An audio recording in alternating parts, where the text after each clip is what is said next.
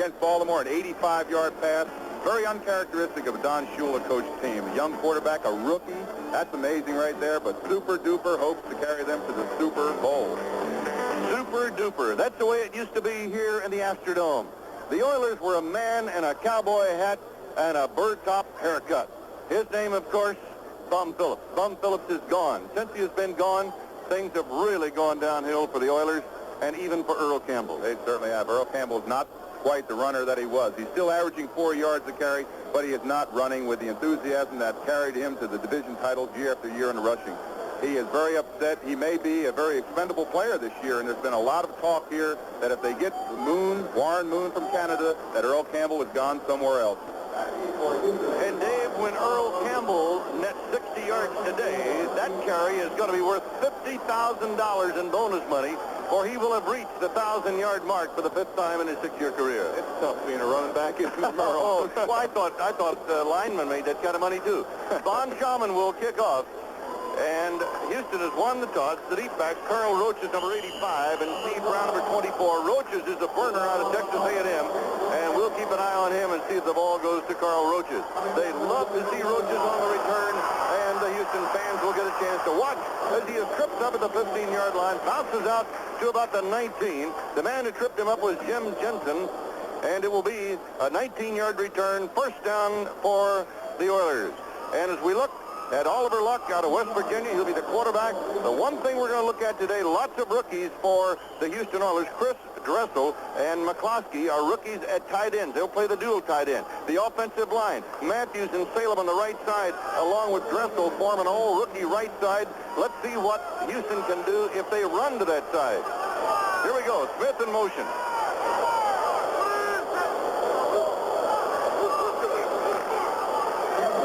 Middle goes Campbell behind Munchak and Cotter, and he gets a yard, maybe 2 yards at the 21, second down 8. Understand we have some audio difficulties. We'll be clearing those up very shortly. The defensive line, and what better three playing together can you have than Betters, Beaucamper, and Baumauer? The linebackers, Bob Brzezinski, hip pointer. He's the veteran out of Ohio State, and a good one. Dewey out of LSU. Look for William Judson. 6 interceptions this year, and of course the Blackwood brothers who play the deep back spot. Second down, 8 on the 21. Luck, screen to Campbell. And Campbell spun down, maybe short of a first down. It'll be close at about the 29. Lyle Blackwood makes the tackle. Old Lyle getting in there. Let's take a peek at this again. Let's look at Lyle Blackwood. As we watch Earl Campbell, Oliver Luck has got a great stigma of being able to throw to his right, not to his left. He immediately comes out and dumps a screen, slip screen out to Earl Campbell. You'll see Lyle Blackwood come in the backside there, number 42. But he is going to be short. It's going to be 3rd down and 1. And who do you think is going to get it? And Miami, aware of that, loads up with that defensive line.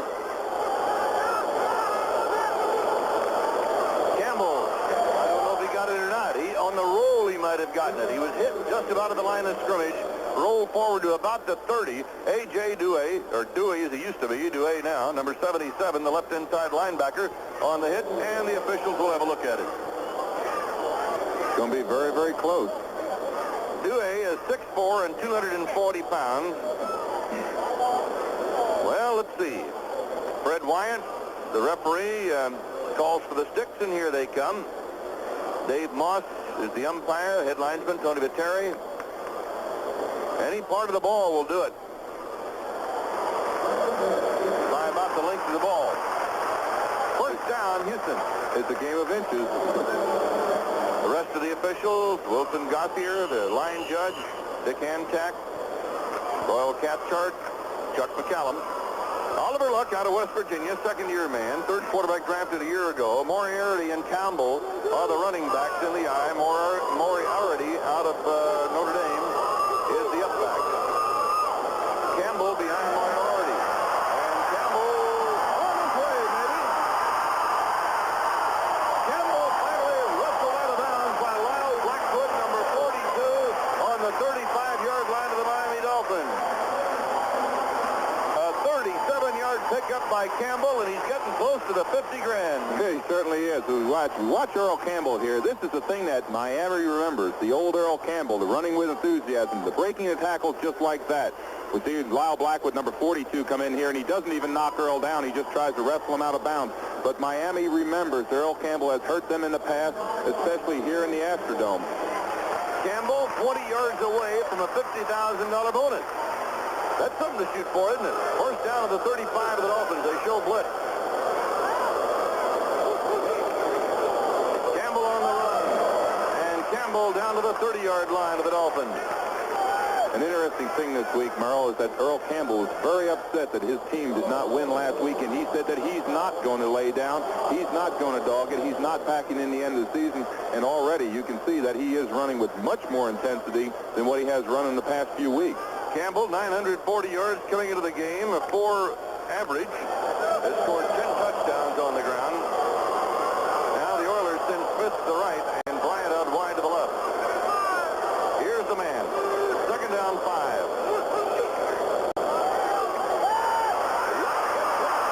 From the right side, blindsided back of the 39-yard line is number 56, Charles Bowser. The linebacker was coming. And Luck takes the loss. It'll be marked officially on the 37-yard line. Just what Miami needed in this situation. Charles Bowser from the outside just beats all the way around the outside. Luck has no time to set up. That's another problem that the Houston Oilers have had. They have not had time for the quarterback to set up. They've had over 40 sacks this year against their offense. The loss of 7, and now the Dolphins bring the extra defensive back in the field. They go into the nickel. Dan Edwards becomes a running back. Herky Walls has come in now. They're spread all over the place.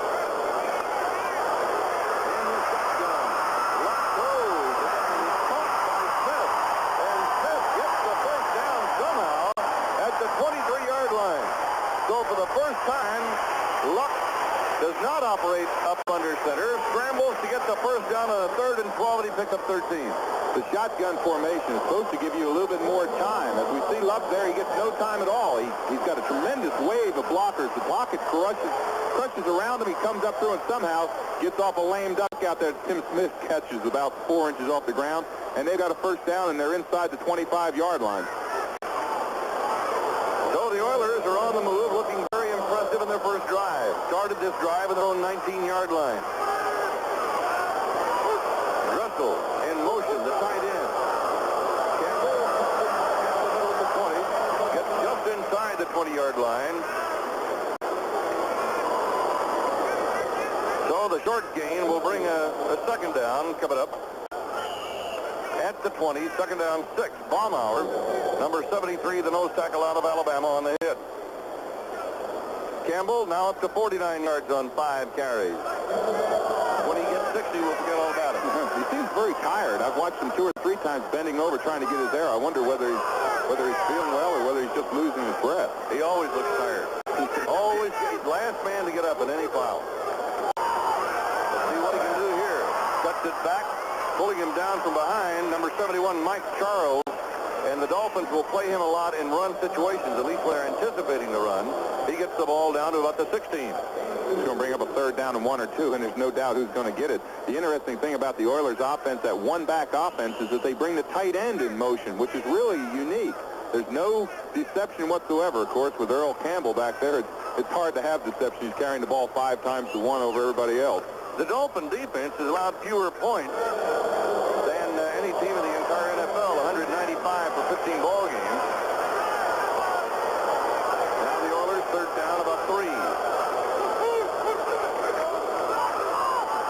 Campbell. And Campbell is inside the 10 at the 8-yard line for a first and goal to go, and Lyle Blackwood has to pull him down from behind with Bowser helping out, with Ernest Rowan helping out, and Campbell has now picked up the first down, first and goal at the 7 or 10-yard pickup of the play. Watch the body lean of Earl Campbell. There's the tight end coming in motion, a lead block. Earl cuts back over top of the left tackle, right tackle right there, sees the seam, and watch the effort that he has in the end of this play. He's already got 7 carries for 61 yards. He's almost 100 yards on the first drive. And with that carry, they have to take $50,000 out and put in his back pocket for the rest of the game. For reaching 1,000 yards, which he has just done. Cuts it back at the 5. It'll be 2nd and goal after a pickup of 2 yards. points in this drive. Merle, the easiest thing to say right now is that Miami has overestimated or underestimated the Houston Oilers, but I don't believe that's true with Don Shula. I know his team, I know his coaching philosophy, and I talked to several of the players, and they're not overlooking the Houston Oilers, but they've got one ingredient back there, Earl Campbell. There he is. Campbell now 1 yard away from 8,000 yards, and when he does that, he'll be the 10th player in the NFL to achieve that. 8,000 in a career. Luck. Tim Smith with his 4th touchdown reception of the year.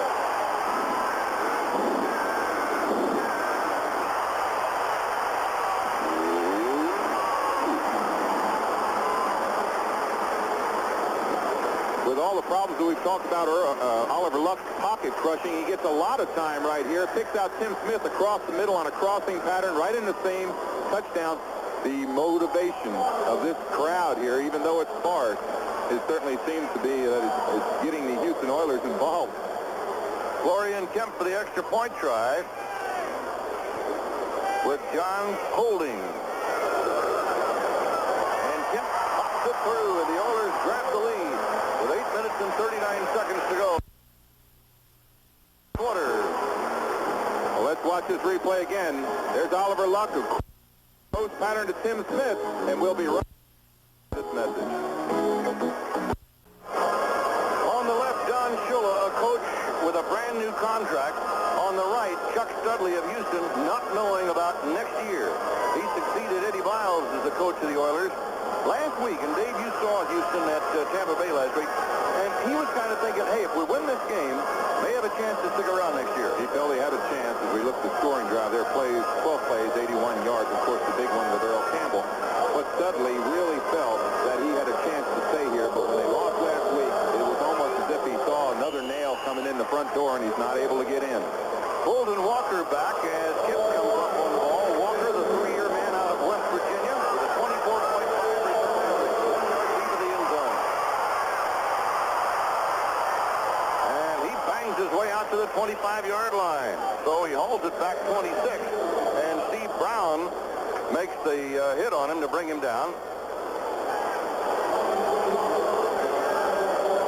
Dan Marino comes on. He's the rookie out of Pittsburgh and may become the first rookie to win the passing championship in the National Football League in a long, long time. When you look at that offensive line at Miami, you're looking at some real experience. Kuchenberg, outstanding. Newman, outstanding. Stevenson's done a great job filling in for Denard at the center spot. Marino with Franklin and Nathan in the eye, and it's Tony Nathan. Just about at the 25-yard line. It was Robert Abraham, the inside linebacker, who made the tackle on Tony Nathan. The defensive unit led by Jesse Baker, the veteran, because Ham and Kosha, who play the left side, and the middle guard, both rookies. The linebacking core, Robert Brazile. Well, Brazile, of course, has been Mr. Franchise here with that defensive unit. Brown and Bostic are rookies. And let's see what Marino will do about that. Nathan, the lone setback. Marino from the near side to Nat Moore, the veteran. So Nat Moore out of bounds at about the 32, 33. It's going to be interesting to see how the Oilers defense reacts to that opening drive. That's the first time, Merle, that they have driven with the opening kickoff for a touchdown this season. So they haven't had much success on opening drives. Nat Moore getting 7, third down 3. And Nat Moore, by the way, is not too happy about his playing time this year, at least the role that he has been playing. He's played the secondary role to Mark Duper, the sensational secondary man from Northwestern Louisiana State. Franklin and Nathan in the eye. Franklin, first down and more. Franklin bangs out to almost the 42-yard line. Earl, when I played, you're talking about Juriel Harris being upset. When I played every down I could play because I knew the guy behind me was just as good. And if he got a chance to play, he'd probably take my job. So I played every play I could play. Franklin closing in on a 600-yard effort. He picked up 8 on that one. 6 scoring touchdowns on the ground, all pro selection. First down, Miami, on the Miami 41. And we have 7:13 to go in the first quarter.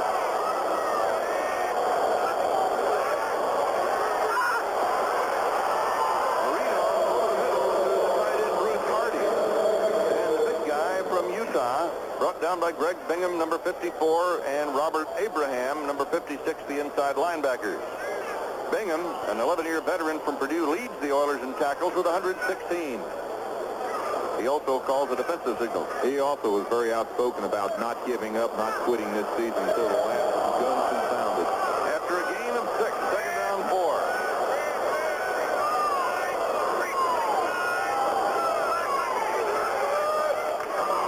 Franklin, and he really gets popped by Robert Abraham, number 56, the second-year linebacker out of North Carolina State.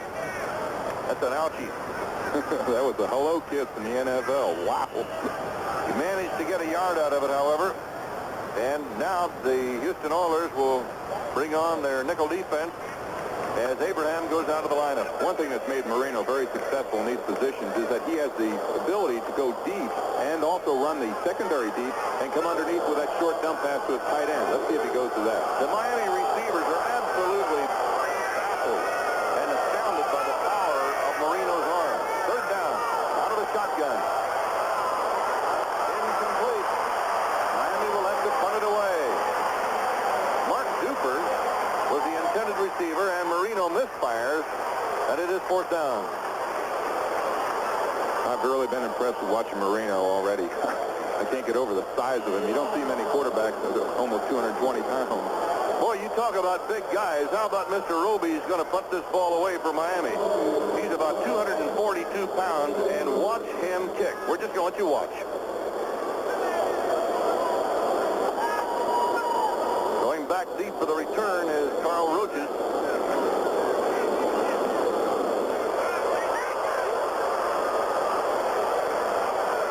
The ball has just now come down, if you're wondering what was going on. A 52-yard kick by Reggie Roby, the rookie from Iowa. And so, with a 7-0 lead for the Oilers, they take the ball for the second time. And we'll be back after this.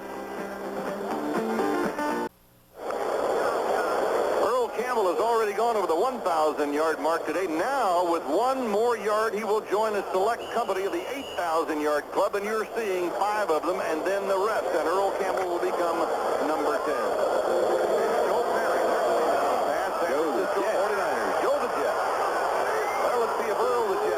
Call here on the 20-yard line.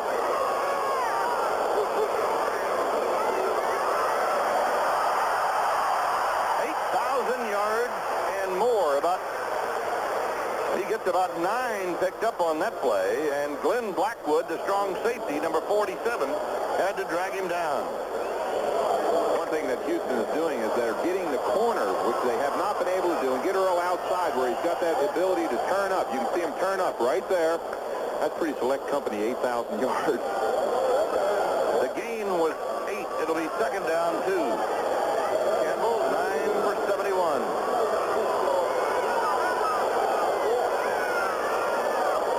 Second down 2. Smith in motion for Houston.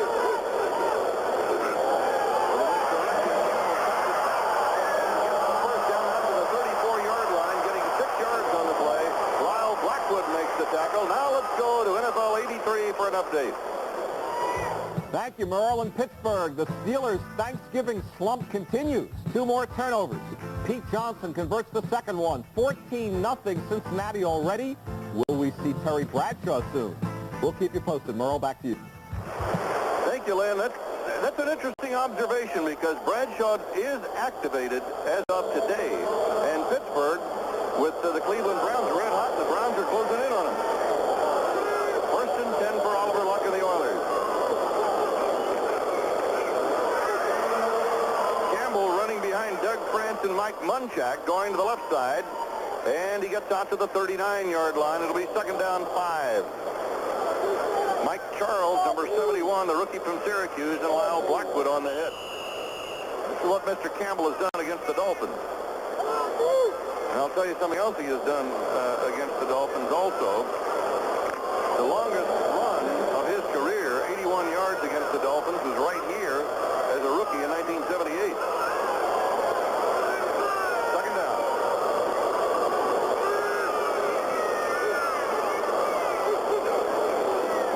Play action to Campbell. Backs it up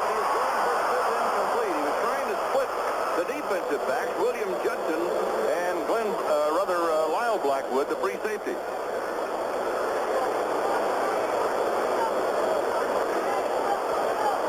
Here's Tim Smith, 83, going into the seam, as you said, right there, just a little bit overthrown. But you can see Blackwood coming in from the backside. If he had caught that, it would have been a headache. Third down and 6, and now Miami brings on its nickelback. Splitting out wide to the right side is Mike Halston, who is now in the ball game, along with Tim Smith. Pratt and Edwards are now the running back as Luck is in the shotgun. Bring it on down, Blue. Luck can run it. He'll get the first down. And Luck dives down inside the 45. It'll be marked near the 44-yard line. Oliver Luck, who had rushed for only 20 yards since taking over as the quarterback, picked up a big first down on that one. A 16-yard pickup.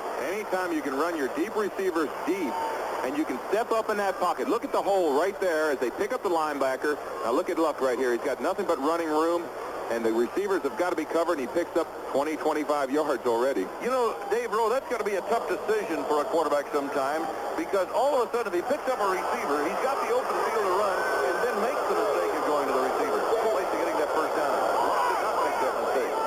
Moriarty and Campbell are back in there. This is Moriarty, the rookie from Notre Dame, getting a yard the hard way. And all over him is Ernie Roan, number 55, the linebacker, along with Bob Baumauer, number 73, the nose tackle from Alabama. Well, when you have a short career, as Oliver Luck has had so far, that was his longest run from scrimmage. He may go in and ask to become a running back. Second down, 8. We're down to a minute and 3 seconds to go in the first quarter. The Oilers are on top by 7. I think it's interesting that the Oilers have attacked Tim Beaucamper, who they feel is probably the weakest, strongest on the pass, but weakest on the run, and he's to the left, to the right of your screen as we look at from the end zone. Now the Dolphins show blitz. Luck firing away. It is caught by Tim Smith, the 4-year veteran from Nebraska. And a first down for the Oilers just outside the 30-yard line of the Miami Dolphins. William Judson had the coverage on the play, and it's a gain of 12 yards and a first down. Here's Tim Smith. Just a simple out. He runs his receiver deep, cuts back outside, and the pass is well thrown. The pass is thrown before he makes the cut, which is almost impossible for Judson to defend. So it's a first down for the Oilers with 40 seconds to go in the first quarter. Wait till this score goes up around the NFL. And I'm going to ask you what I asked you yesterday. Why did you think that the Oilers would be giving Miami such a tough time today? Luck, something went wrong there. He gets that ball away to his tight end anyway. Mike McCloskey, and McCloskey turns a mistake into a gain at the 25. Bob Brzezinski finally made the tackle. The reason I said that the Houston Oilers will give Miami a hard time, and they look brilliant right now, is because every time something goes bad, a game goes bad, you come back, you're playing one of the premier teams in the NFL, the Miami Dolphins. You've got nothing to lose. Let's watch Luck on this play. You said it's a fake. He's supposed to come out here. There's supposed to be no one out here. As we watch the fake, our cameraman got a little bit faked out, but Luck is back to the left. He flips the ball underhand on the shovel pass to McCloskey, who makes a good gain out of it as we end the first quarter. It's all been all domination and control by the Oilers. After 6 yards on that one, Luck is 5 out of 6, 42 yards as he takes the Oilers into the second quarter and a 7-0 lead. The second quarter comes on to the Astrodome in Houston, Texas. Merle Harvin and Dave Rowe with you, and thank you very much for the nice welcome here in the Astrodome, the 8th wonder of the world. The Miami Dolphins, who can clinch the Eastern Division title of the AFC with a victory today, down by 7-0 as we go into the second quarter. Houston, second down 4.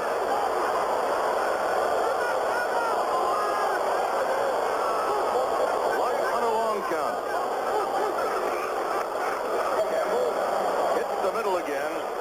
And I see what you're saying about they're really attacking Baumauer up the middle as we check in on the first quarter stats. And you see how the Oilers are dominating. As I said, look at the domination there, 136 total yards to 23. Look at the time possession. That is what will help the Oilers today. That is what the Dolphins cannot allow. They cannot allow the Houston Oilers to drive 60 or 70 yards and to have such a time difference, almost 12 minutes to 3. And of course, since they had the ball, obviously they had the momentum also, driving 81 yards for their first touchdown.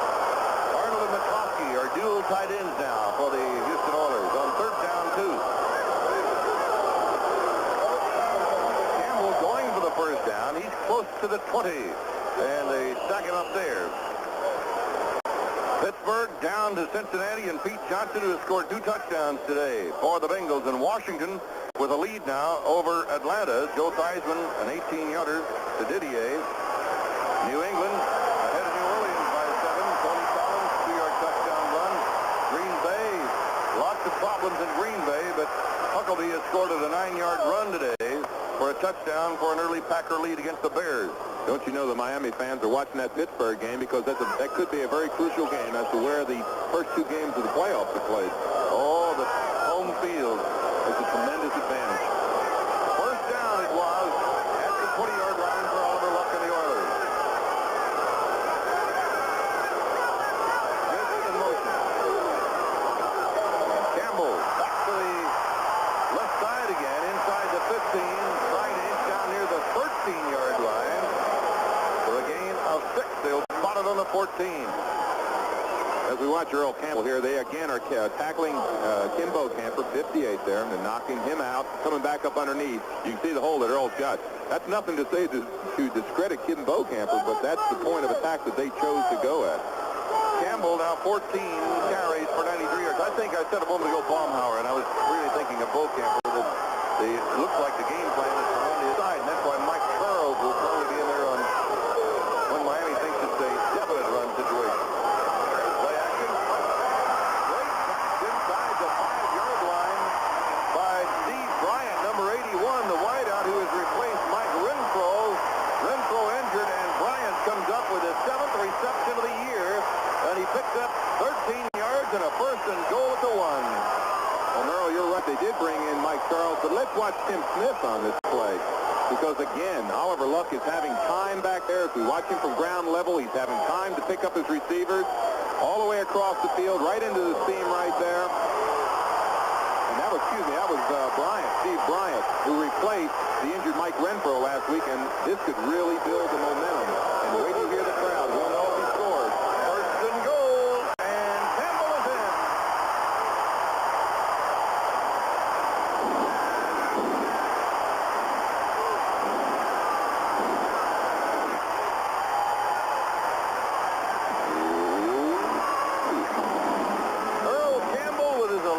Touchdown of the year.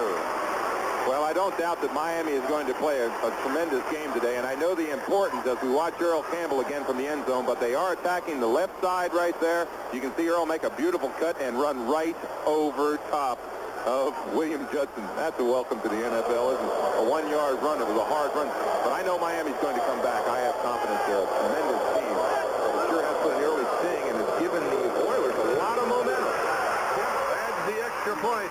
And the Oilers lead by 14-0 with 12 minutes and 11 seconds to go at the Astrodome in Houston, Texas.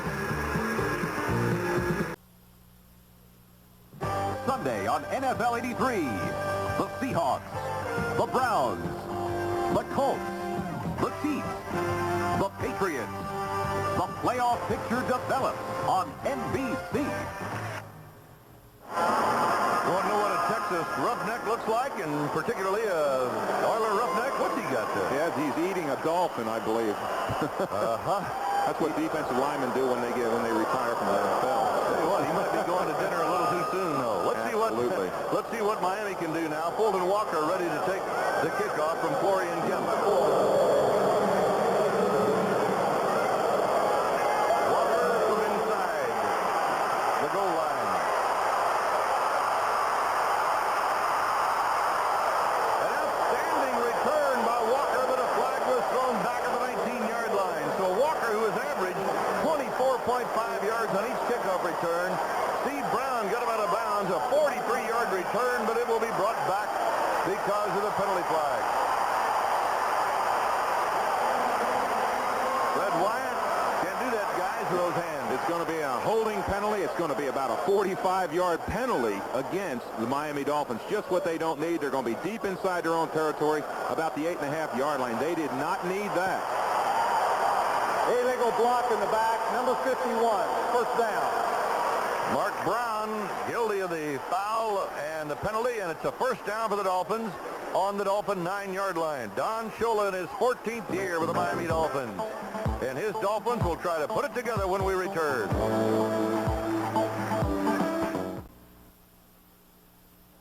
Next Saturday, don't miss a special NFL 83. Will the big boys from Steeltown punch the Jets dance card as they waltz toward the playoffs? Or can the New York Jets bounce back, continue their revenge, and stay alive? What a battle on NBC. Here come the Dolphins. They're going to go with one running back and Andre Franklin, the fullback. Dan Marino, the fabulous rookie from Pittsburgh. Play action. And he hits number 85, Mark Duper, on the run for a first down at the 22-yard line. And Willie Tullis, number 20, the right cornerback, had the coverage, and he's going to have his hands full with this second-year man from Northwest Louisiana State. Tullis has got to give cushion to Duper here as Duper comes in a seam. You can see Tullis coming back in there. You have got to respect the speed of a Mark Duper. He truly is a super duper. With that 14-yard pickup, he now has 170 yards for the year. Nathan now in the backfield in the I-back. Has the I-back, and it's Nathan. Nathan goes out to about the 25, a gain of 2. It'll be second down and 8 coming up as Bob Ham, number 90, the rookie from Nevada Reno, the defensive left end, stops the play. The Philadelphia Eagles over the Rams by 6. UB Oliver on a 2-yard run scoring for Philadelphia. And the Giants on a field goal ahead of St. Louis, and Green Bay continues to lead Chicago. I almost get the feeling that Marino has to go back to what they do best, and that's pass. That's what he's going to do right now on 2nd and 8. And he zips it to Bruce Hardy, who played his collegiate ball at Arizona State. Remember several years ago when they did the National Magazine story on him coming out of high school? He was a do-everything. Who was that? High school athlete. Bruce Hardy, number 84. He was a quarterback. He's been a tight end. He's been a kicker. And he's been a valuable man to have around, number 84, Bruce Hardy. There he is. 16th catch of the year.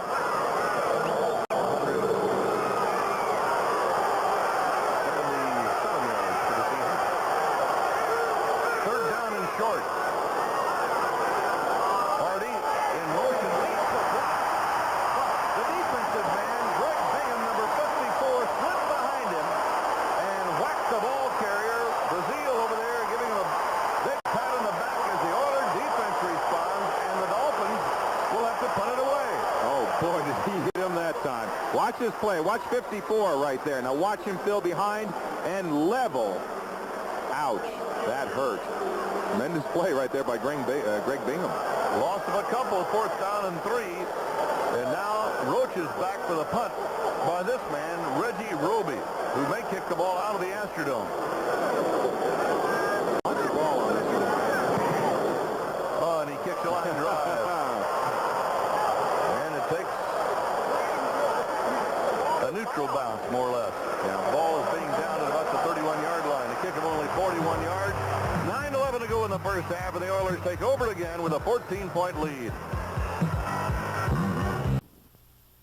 Merle Herman and Dave Rowe with you at the Astrodome, where the Oilers lead 14-0. Dave, looks like the Dolphins are going to change their defensive alignment here. They look that way. They're going to a 4-man front. They brought in Charles, who's 283 pounds, a young rookie, number 71, because they realize that's the point of attack. That's where they've hit him, where Bo Camper 58 is and 71. Right next door to him. They go the other way on the run, Earl Campbell. And Campbell is stopped after a yard or so. That'll give him approximately 96 yards for the game on his 16th carry. The ball will be placed down on the 33-yard line. So he will have picked up 3. It'll be 2nd down 7. So Campbell closing in on a 100-yard day real quick-like. And this man, Bill Arnsbarger, who's sending the defensive signals out, will be going to LSU. In fact, I think he said he's going over there tomorrow. Yes, he's going over there tomorrow to do to work. What a favorite player of his coach. The players, I should say, really enjoy him. Quite outspoken about his leaving. Miami back to a 3-man front and a nickel defensive backfield. But Campbell on the screen, no place to go, and he's going to have to get whatever he can. And what he's going to get is about a 5-yard loss or so. Earl Campbell going nowhere. Ernest Rowe, number 55, the right inside linebacker, the 8-year veteran from Henderson, Arkansas, makes the tackle. This telecast presented by authority of the National Football League and is intended for the private use of our audience. Any rebroadcast or the use of this telecast without the express written consent of the Houston Oilers and the National Football League is prohibited. Earl, you spoke about Bill Arnsberger. I know Lyle Blackwood was particularly upset about him leaving because they are so close. And boy, did Arnsberger have some nice things to say about his defensive backs today. With that loss, it's 3rd down 12, and in the shotgun is Luck, being blitzed, and gets the pass away, but it is dropped by Donnie Kraft, who had come into the ball game along with Stan Edwards. Camper was putting on the pressure. And it is 4th down and 12, and the Oilers will have to punt it away. And this probably is going to wind up being the best field possession that Miami will have had so far. That's the important point in this game, is that the Oilers have not lost field position. As we watch Luck here, it's a late developing screen to his left. We can see the screen when he drops back. The defensive line, offensive line runs to the left. It was a tough pass for Kraft, but this will be the best field position that Miami has had. John James will kick it away. 12-year veteran from Florida with a 39-point batting average. Just got that one away under a rush. And on the return, here come the Miami Dolphins with Fulton Walker on the return. And they do indeed come up with their best field position, having the ball at the 46-yard line with 7:27 to go in the first half, and we'll return after this. Tuesday, a marriage explodes when the captain's wife seeks satisfaction from an unsuspecting private. I don't want you to play any games with me. I'd like to. For love and honor on a new night, Tuesday. Joe Ferguson's touchdown pass has put the Bills ahead of Kansas City, and Kansas City has lost Henry Marshall, who injured his left arm in the 3rd play of the ballgame. That will hurt. Miami, 1st and 10 of the Miami 46. Play action. And that is incomplete. There were flags thrown, and I'll tell you why, because the intended receiver, Duper, had run out of bounds and come back on the field, but it doesn't matter. It's simply an incomplete. Now let's go to New York for an update. All right, thank you, Merle. You mentioned the score a moment ago. Here's how the Bills did it. Joe Ferguson throwing 17 yards to Perry Tuttle. Look at this move he makes. Turnaround score. It's 7-0 Buffalo. With Miami losing, that's good news for the Bills. Let's send it back to you. Indeed it is. The Bills are still in the chase. 2nd down, 10 on the 46. Nathan and Bennett are now the running backs. Marino to Nathan. Flags are thrown. Nathan hit by Robert Abraham, the linebacker from North Carolina State, who's having a fine ball game so far with help from Avon Riley, the outside linebacker. It looks as if it's going to be an offensive holding. It's going to put Miami deep back into their territory. You almost get the feeling sitting here watching this game that Marino's almost tentative to throw. I just want to see him burn one out here to Duper. They've been such a successful combination. You almost get the feeling that it's just about ready to happen. On that sideline pattern we saw a moment ago, he laid the ball up there, and I think Duper might have been bumped out of bounds. Yes, he was. He was jammed out of bounds, and once you're out of bounds, you cannot come back in bounds and catch the ball until another person on the playing field has touched the ball. Fred Wyatt will tell us what his decision is.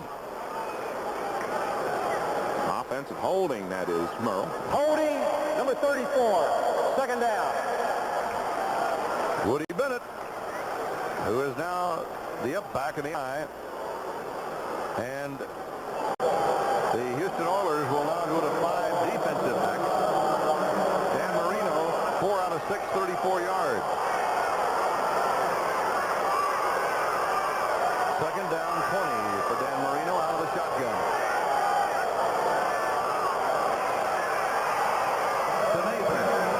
Nathan backs in on the sideline. Gets about 7.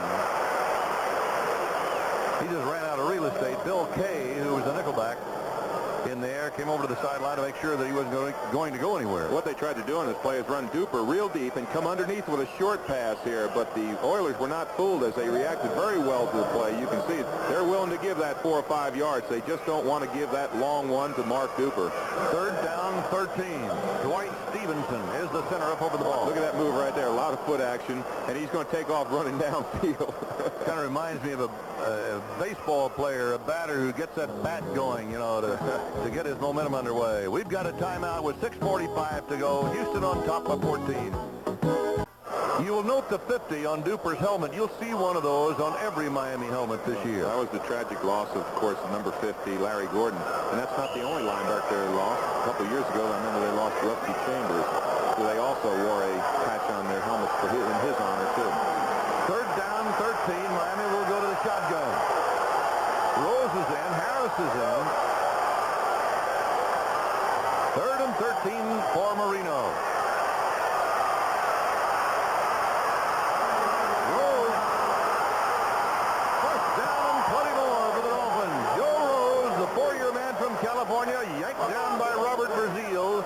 And Rose makes his presence felt in a hurry with a 22-yard pickup. He certainly did. It was evident there that Marino had a tremendous amount of time to pass the ball, and that's what they've done so well. They protected him. Today's game is brought to you by Renault, the one to watch for European technology and affordability. By Honda Motorcycles, inventors of the ATC three-wheeler. Honda, follow the leader. And by RCA, maker of the innovative video products that will open your eyes. First down at the 35. Franklin gets across the 30 down to the 28-yard line.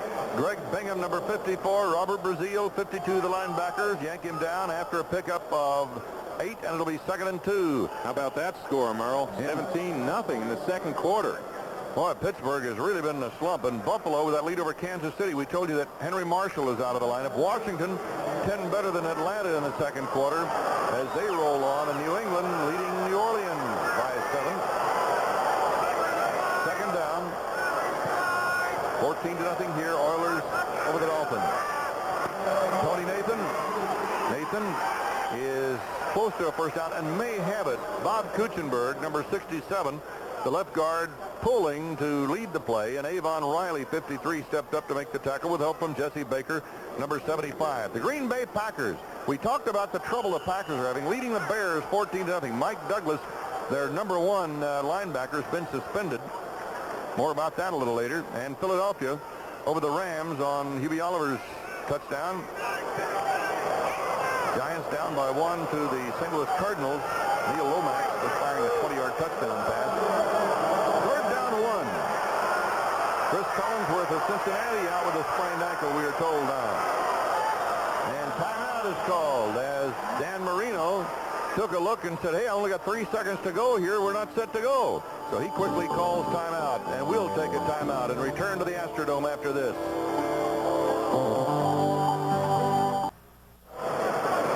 Most of the derricks you see in Texas kind of signify wealth, oil, but the derrick dolls signify beauty. I'm not allowed to look at those, Merrill. I got my hands in front of my eyes. Oh, yeah.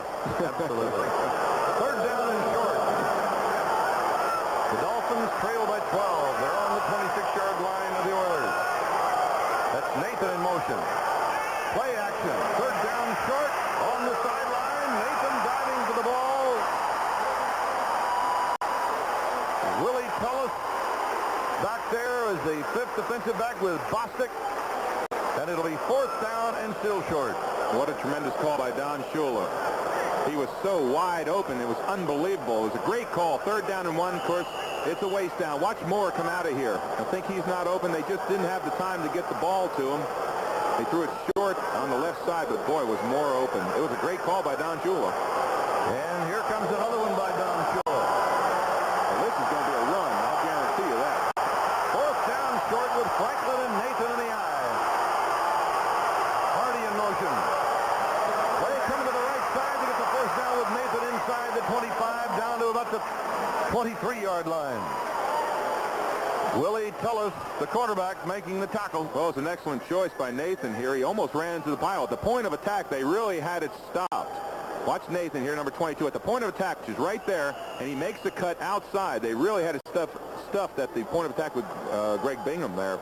But he made a good cut, and they got 1st down. They're inside the 25, and here comes the old Miami Dolphins. Yes, sir. 4 minutes, 33 seconds to go in the first half. Morris puts on wide to the left side, Duper to the right. The lone setback is Nathan.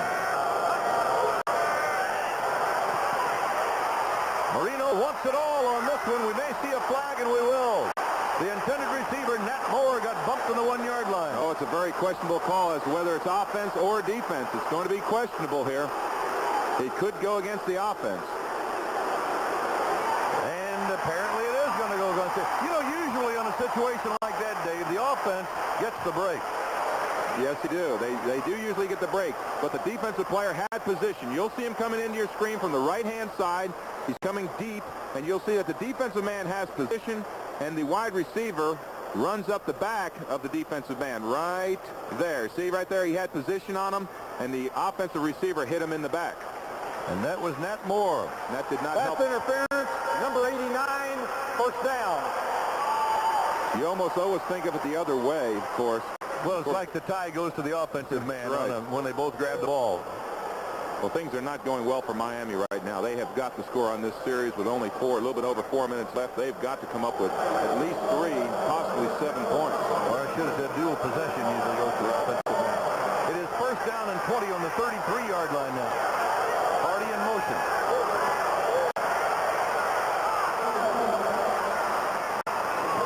And Duper is at the 24, where Greg Bingham, number 54, makes the tackle on him. And now let's go to New York for an update. Thank you, Merle. In Pittsburgh, the beat goes on. Franco Harris up the middle, and he fumbles. Cincinnati recovers again. The Bengals already lead at 17-0 as the great Steeler Thanksgiving slump continues. Let's go back to Houston.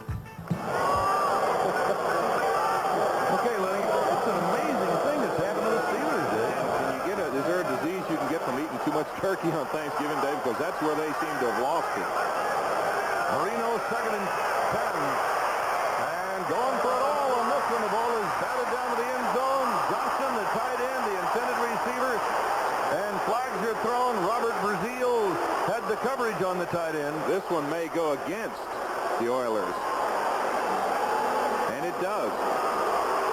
You can tell by that man, number 13, Dan Marino, it did go against him. This is another very controversial play.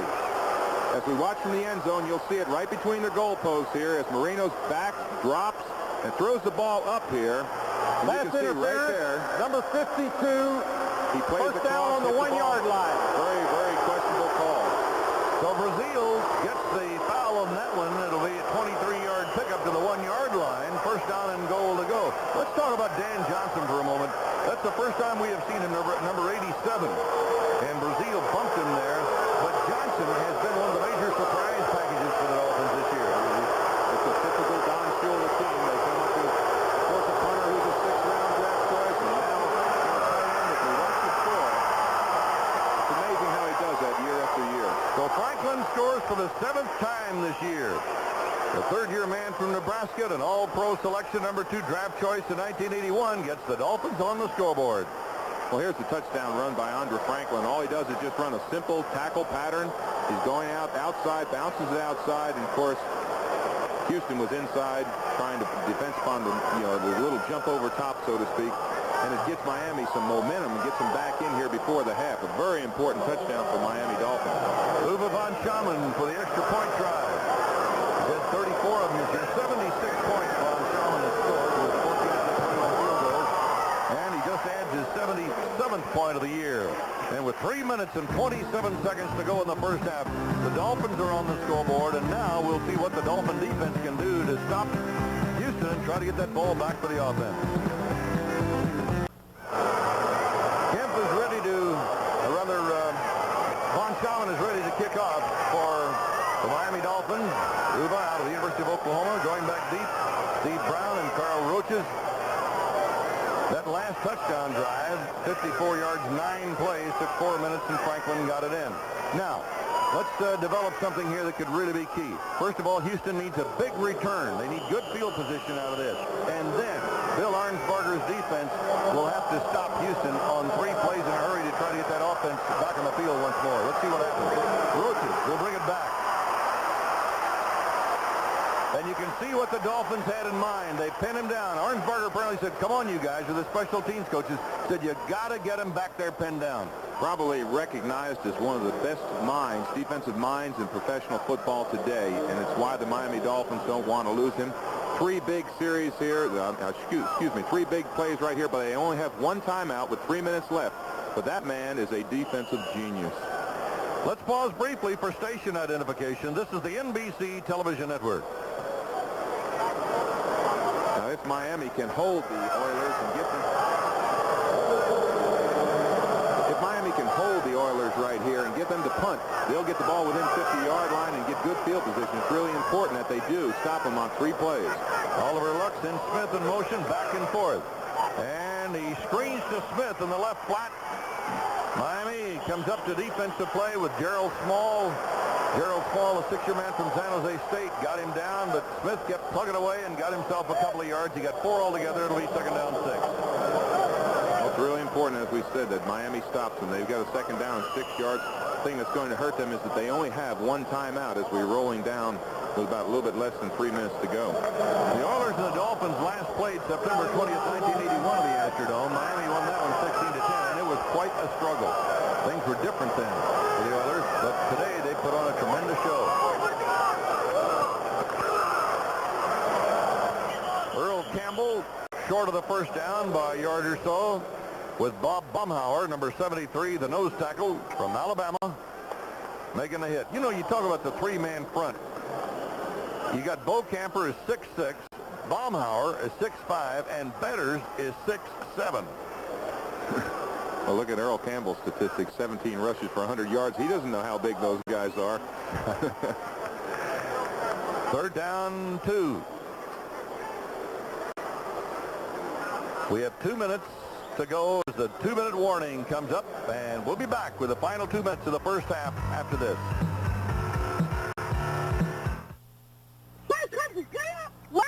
When you play telephone, if you can't hear everything, that's part of the game. But when you pay for calls, it's no fun. AT&T thinks that every long-distance call should sound as close as next door, and isn't that why you call? Want to try it, too? Calling anywhere, anytime, long-distance operators over a century of commitment. That's AT&T. The more you hear, the better we sound. Reach out and touch someone. We won up with the Lion. Let's all give a cheer and celebrate with the nice cold beer. Bull!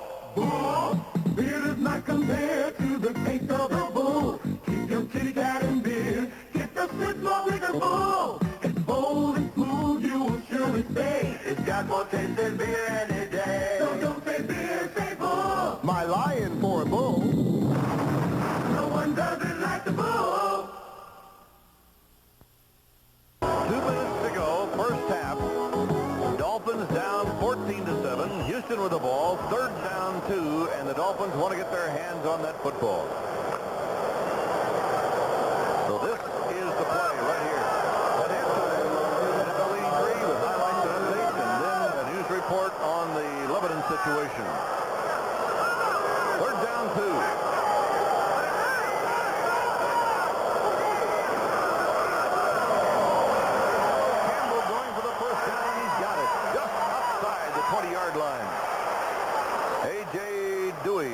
If you will, number 77, and they're on the tackle as he meets Campbell along with Doug Betters.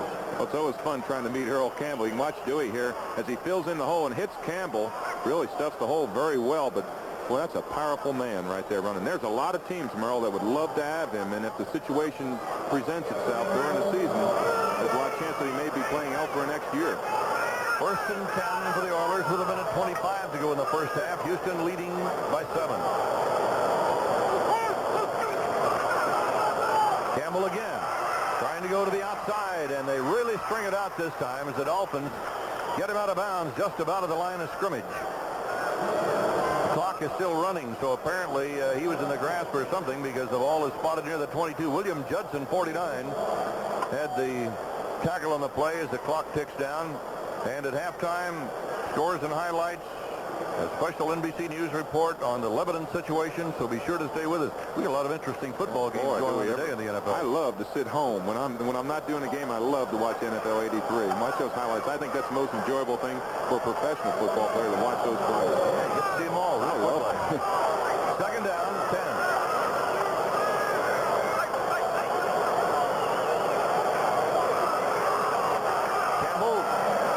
Campbell just absolutely dragging Mike Kozlowski with him Mike Kozlowski, the strong safety. Campbell pulled him out to about the 28-yard line. Merle, you talked about Earl Campbell and that 81-yard run, the longest of his career. I remember that night as we watched the clock tick down. He had 199 yards, and he's well on his way to that today. And so the Houston Oilers will lead the field with a lead over the Miami Dolphins. Houston scoring in each of the first two periods. Campbell, 20 carries, 110 yards for the day. He's had an outstanding day, and you know right now that the Miami Dolphins believe that the Houston Oilers are for real today. So Luck is thrown to Smith for a touchdown. Campbell has scored on a 1-yard run. Franklin has scored on a 1-yard run for Miami. And there's our halftime score here at the Astrodome in Houston, Texas. And so that's the end of the first half. The score, you see it, Oilers 14-7. Yes, that is the correct score at the Astrodome in Houston, Texas. Houston leading Miami in what could be one of the biggest upsets of the season if the Oilers continue to play as well as they have in this ball game, Dave Rose. They have played outstanding. The Oilers have controlled the ball 20 out of the possible 30 minutes in the first half. That's the thing. You know, I think that everybody was sitting back waiting for the blitz by the Dolphins. And so far, the Oilers have been able to withstand that, and they've been running their own game plan and been doing it very well. Absolutely. Anytime you're in a game like this, I know as a player, I've been on that side of the fence, so to speak. You don't play for pride. You play to prove that you can play in the NFL, and that's what those Oilers are doing today. They're playing to prove that they are good players. Okay, was that the basis of your making the statement last night, look out Miami? Well, I didn't question the fact that I think Miami is going to win. I just questioned the fact of whether it was going to be a laugher or not, because I know that a team can win on any given day. Well, the Oilers got off to a very quick start with this touchdown pass going to Tim Smith. Well, Tim Smith caught a crossing pattern. Oilers controlled the ball immediately. Here's the second touchdown. Earl Campbell kicks it back outside and runs over top of William Judson from 1 yard out. And Miami didn't score until inside the 4-minute mark. Yes, they came back late with Andrew Franklin from 1 yard out. Of course, the big play was the pass interference play that got them down to the 1 yard line. Merle, we've got a great ball game here. All right, as we look at the statistics, I think in this case, I've said many times statistics don't always tell the story. Today they do. They certainly do. Look at the yards rushing, 129. Earl Campbell's got 110 of those. The time of possession is the big stat right there. Almost 20 minutes compared to 10. Now, momentum is going to play such a role as we get underway in the second half. Well, the Dolphins are going to come back. There's no doubt about it. They are a great team with great personnel, and they're coached by a tremendous coach. There's no panic on Don Shula right now. He realizes that they're 7 points down, and he will come back. So the Oilers will be kicking off, and Miami will get first possession. We talked about, as we went away at the first half, we talked about the importance of that last possession. Could Miami, in the 2-minute mark, get their hands on the football and maybe get a quick score? Now, on this kickoff, it's going to be very, very important that Miami, number one, get a good return to get that offense moving. Okay. Well, they tried an onside kick. What a surprise. And this is the new onside kick, Morris, looping the ball. Yes, it is. The question there is whether it's a good choice or not. You don't want to give Miami the incentive right now to go down to give them excellent field position out to the 42-yard line. But you can see that the Oilers are playing loose. They've got nothing to lose, Merrill. They know they're going to be home for Christmas, and they'll probably be watching the Miami Dolphins on TV. So anything goes in a game like this. Now let's see if Dan Marino and the Dolphins come out with a bomb right out of the chute. Well, that's what I'd like to see. I think it would certainly loosen up everybody. On the 40-yard line of the Dolphins, blitz shown by the Oilers. They go to the run, and Nathan gets whacked down at about the 43-yard line by Greg Bingham, number 54. Bingham had come up to show the blitz, then stayed home, winds up making the tackle after a 3-yard gain. It'll be 2nd down 7. Well, what they immediately try to do is they try to rattle Dan Marino. He's quite a quarterback for the Miami Dolphins. An interesting thing in talking with some of the players, it's the Don Shula who is coaching him. They don't have a quarterback coach, and that's quite a tribute to that young man, because that's quite contrary to Don Shula to go with a rookie quarterback. And Marino is Shula's pride and joy as he hits Tony Nathan. Nathan gets the first down into Houston territory on the 49-yard line, and Greg Bingham, the linebacker, is there to say hello again. Tony Nathan out of the University of Alabama had rushed for 557 yards going into the game today. Pretty impressive statistics there, 43 receptions for a running back. Let's watch the play coming out of the backfield here. It's just a simple dump Out quick to Nathan. With his speed and his acceleration, he can always break it. Anytime he can break a long one. First down for the Dolphins on the 49-yard line of Houston. Franklin and Nathan are in the eye. Marino to the first man, and that's Franklin, and they open a hole for him for another 12-yard gain and pick up the first down in a hurry as Avon Riley, the linebacker, has to make the tackle. And you talk about hitting a hole in a hurry. Franklin did that, and this is what we're talking about a moment ago in establishing momentum in a hurry. Absolutely. The biggest problem that you can have with a 34 defense is a quick popper that hits the line before the linebackers can react to the play. That's an 11-yard gain, another first down. I'm beginning to question the onside kick. Miami down by 7 with possession as the third quarter has just started.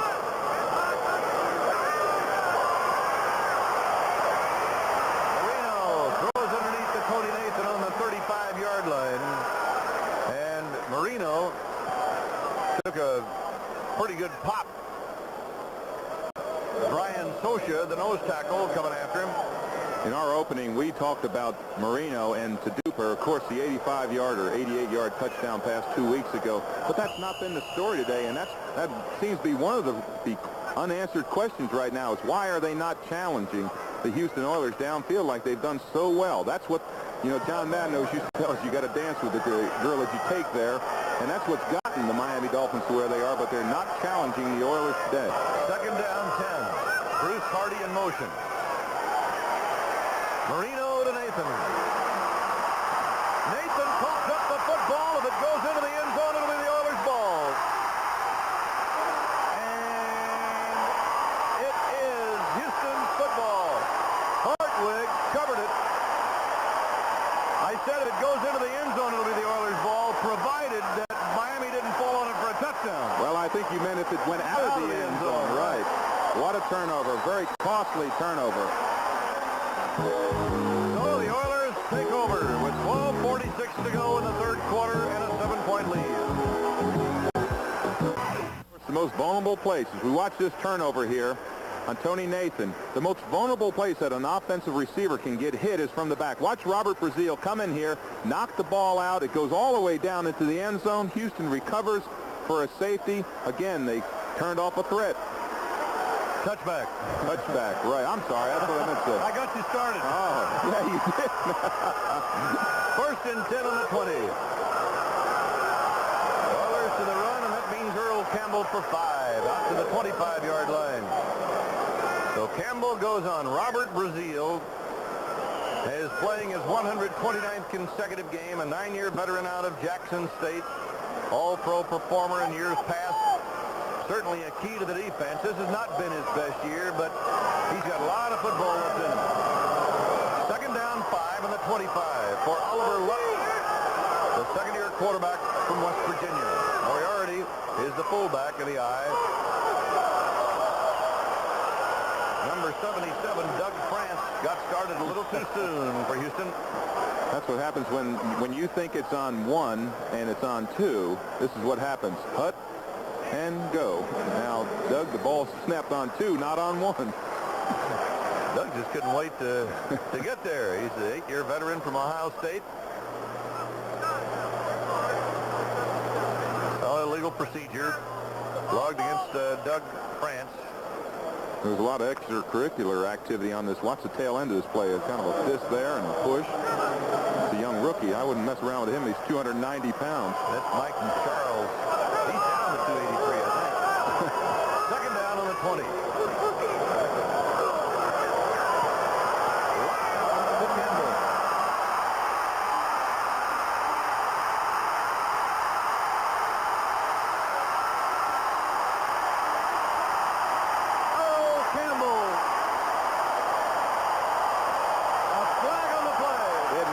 Face mask. Just listen to this crowd.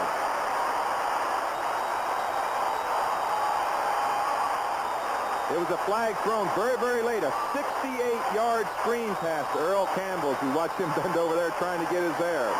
No, it's going against Miami Dolphins. And this crowd, which has been up from the very first score of the ball game when Luck hit Tim Smith in the first quarter to give Houston a lead, has stayed up. Well, in the NFL, this is called a slip screen. You slip your lineman out to the left here. You slip the ball to Earl Campbell, and Earl makes a tremendous cut right here on Glenn Black with number 47. Watch right there. And look at the power of this man. Now watch this play right here. Watch the way he just gives a forearm here and goes about an extra 10 or 15 yards. Now here's going to come the face mask right there, but it's about the only way you can get Earl Campbell down. There's the face mask penalty on the end of that 61-yard reception. And so it is first and goal to go. Moriarty is in. And the rookie from Notre Dame down to the 5-yard line. And number 58, Kim Bocamper, wrestled the ball away from him, but not until after the play was finished. Well, when things don't go well for you, they don't go well for you. But I know the kind of coach that Don Shula is, and I know the kind of quality players that they have here. That's the longest reception in Earl Campbell's career. You know, when Freddie Akers took over from Darrell Royal at the University of Texas and inherited Earl Campbell, he went from the wishbone to go to the I formation to give Campbell a better opportunity, not only to run with the football, but also they start throwing to him. But he still hasn't caught the ball that much in the pro ranks. Campbell down inside the 3. A.J. Duay, number 77, yanking him down. It'll be still goal to go for the Houston Oilers as Oliver Luck looks to the sideline. Now they're doing a little slant action here, trying to get Earl to the other side to keep the team honest, because they've run so much to their right, to their left. And they're, as you say, they're down inside the 3-yard line. Miami's going to have to come up with a tremendous effort to stop them here. Campbell, 118 yards, 1 touchdown today. Campbell back in there, 11 rushing touchdowns for the year. Campbell yet down to the 5-yard line. A very fine play by Duay again. A.J. coming up with a big one. And the Oilers bring on the field goal unit on 4th down and goal to go. 3 points, very important here. Of course, we've got a man down on the field. It looks like he's injured. As we watch it from ground level here, Earl really never gets outside. Maybe we can see the injury in there. There's Dewey coming in underneath, submarining, grabbing on Earl's leg and just holding on, waiting for help. I don't really see the injury that happened. 10 minutes, 4 seconds to go in the 3rd quarter. 14-7, Houston. Next Saturday, don't miss a special NFL 83. Will the big boys from Steeltown punch the Jets dance card as they waltz toward the playoffs? Or can the New York Jets bounce back, continue their revenge, and stay alive? What a battle on NBC. Earl Campbell, shaken up in the last play, apparently is okay. Went off the field under his own power. It is 4th down. The field goal unit is on, so he wouldn't be in there anyway. Florian Kemp, the chip shot for him from the 13, making it a 23-yard effort, and he's 3 out of 3 in this range.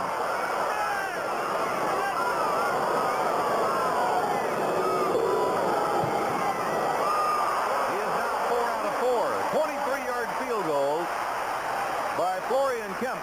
And now the Houston Oilers lead by 10. Oh, it's a big position there for the Miami Dolphins to hold them. Big point to hold them, the Oilers, to just 3 points. That was a crucial play there. So with a 10-point lead, the Oilers will be kicking it off when we come back. Earl Campbell, the longest run in his career against Miami, now the longest pass reception in his career, set up the last field goal as Walker should get Miami a good return from the 10.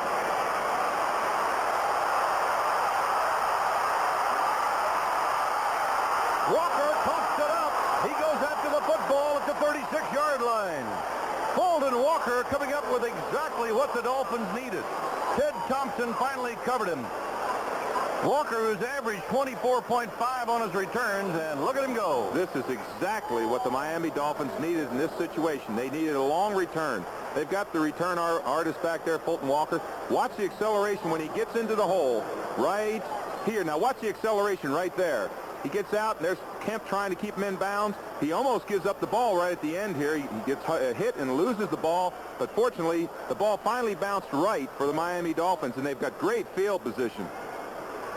Here's the acceleration right there, and here's where he gets into trouble as the ball's pulled out. You'll watch the ball bounce down, take the right bounce for the Miami Dolphins, right back up into his arms.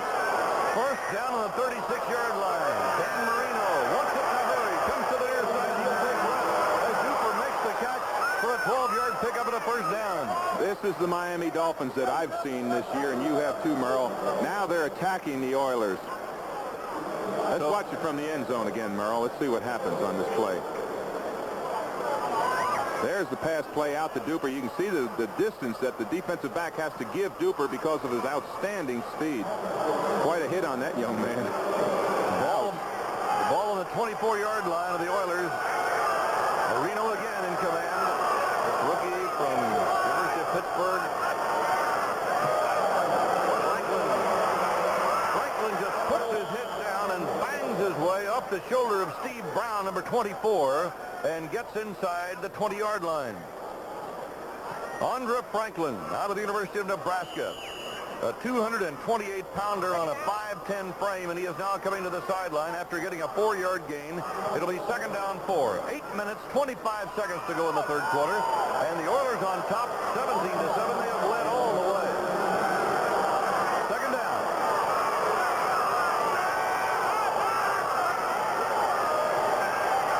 Marino to Duper. On the slant, flags go down as Duper goes down at about the 7-yard line. That's going to be an interesting call again because I think it's going to be a headshot against the Houston Oilers. Not trying to tackle it, but an arm to the head on Mark Duper. Let's see if we can see that play as we watch Marino. Tremendous on this cut pattern inside. Watch the ball unleashed to Duper. Now we'll see if you see the headshot coming in here from the Oiler. Bam, there it is right there. You cannot do that in the NFL. That's by Steve Brown, number 24. First down. So now the Dolphins, and this shows you how quickly they can strike. They get a 53-yard kickoff return from Walker. That sets it up. Marino quickly marches him down inside the 5-yard line with the penalty first and goal. Yeah, but you've seen what he's done it with. He's done it with the pass again to Duper, to Nat Moore. Those are the plays that have gotten him to this point in the season.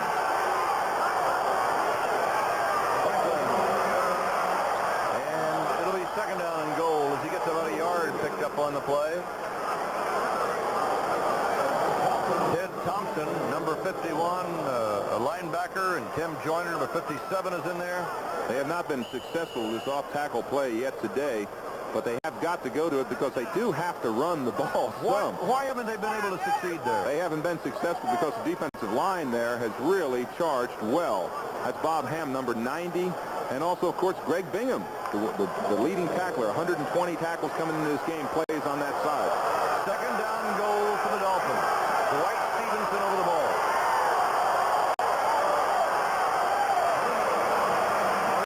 Look at the time, and finally the ball is tipped, and tipped twice. Incomplete. We've got flags dropped somewhere, I believe. Jerome Foster had the rush. It may be an ineligible lineman downfield. The ball was going to be a throwback as Marino looks back to his left. You'll see him here. It's going to be a throwback to his left. See him look back to the left? It's not open. He's got no one to throw to. Because the ball was not thrown beyond the line of scrimmage, evidently they didn't call lineman downfield, but we can see 61's downfield. And Fred Wyatt said no penalty. So it is now third down and goal. Woody Bennett comes into the ball game. Woody has explosive power. In fact, he does a 40 in about 4 or 5, and he can get into that hole and through it in a hurry. That's about as fast as our producer, Jeff Mason, runs, isn't it? Not quite. Will Marino throw or run? Third down. Nathan, covered well by Ted Thompson, number 51, the 9-year veteran linebacker from SMU. And again, the Houston defense has come up to the task. Now what do you do? It's the pressure's on Don Shula, the great coach for Miami Dolphins. Do you kick the field goal? Of course you do if you're Don Shula. Absolutely. This Houston defense, you know, we talked about the defense earlier today, and the way that the defense, you know, has kind of had a tough time this year, but they've been great today. Here's the pass out to the flat. You can see it right there, and watch the hit right here to keep from coming in the end zone. I'll tell you, the Oilers are playing very inspired football. It's not the fact that Miami is playing poorly. The Oilers are playing very inspired football today. 20-yard field goal for Von Schaman. Watch the fake. Making a 19-yard field goal, and that's easy for him. Yeah. So Von Schaman hits his first field goal inside the 20 this year. Nice little chip shot. And once again, the Oiler lead has been cut to 7 with 7 minutes and 10 seconds to go in the third quarter. From now on, I'm going to listen to you when you talk about an underdog being able to upset a team like Miami. Well, I know that this team, the Oilers, have not played that bad. They've had a lot of things go wrong with them this season. And the Miami Dolphins, anytime you're playing against the leader in your division, you play harder. I don't care what team you are, and I don't care what your record is. Well, I think that is the case without a doubt. I really do. It certainly seems that way today. You go after when you're going after the kingpin, so to speak, the AFC representative in the Super Bowl. Well, Merle, if they can win this one game, it's the whole season for the Oilers. Everything's gone wrong for them. Well, there's one way to cut down on a run back, and that's just kick the ball out of the ballpark, which is what happened there. Well, coming up next, stay with us for the second half of our NFL doubleheader. Most of you will see the Cleveland Browns against the Denver Broncos, both teams fighting for a playoff berth. Or in some areas, you'll see the New York Jets facing the Baltimore Colts. Check your local listings for the game in your area. Well, Pittsburgh having trouble today, and that's good news for Cleveland Browns fans, as the Browns are breathing very heavily on Pittsburgh's necks in the AFC Central. I guarantee you, I'd watch that shoot-off. I think Cleveland's one of the hottest teams in the league right now. Earl Campbell for 4, and it'll be second down and 6. 55, Ernest Roan kind of tripped him up a little bit. So Campbell just diving forward for as much as he can get, and he is having an outstanding day. We have 6:43 to go in the third quarter here. We alluded to the fact that Earl Campbell might not play here next year. I think that's a very, very interesting question. I don't know if they can give him up. A lot's going to depend on what happens in the draft situation. Second down. The rookie from Notre Dame. And he's a good prospect, but not Earl Campbell. Doug Better's number 75 up there on the hit. Well, I'll tell you, now there's a tough player, 16 sacks already. Look how he stuffs a man right in the... That's a perfect play for a defensive lineman. You stuff the offensive lineman coming into you, play off, and make the tackle. Can you imagine trying to throw over him at 6'7", and when he's got his full football gear on, he's 7 feet tall at the top of his headgear. He plays like he's 7 foot tall, too. Third down, shotgun. Edwards and Kraft to the running backs.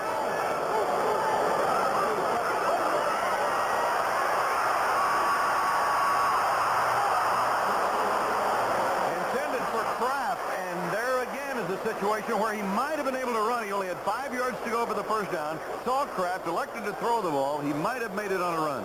One thing that Oliver Luck is doing today as we watch him back in shotgun formation, number 10, watch how he steps up when the pocket crushes around him.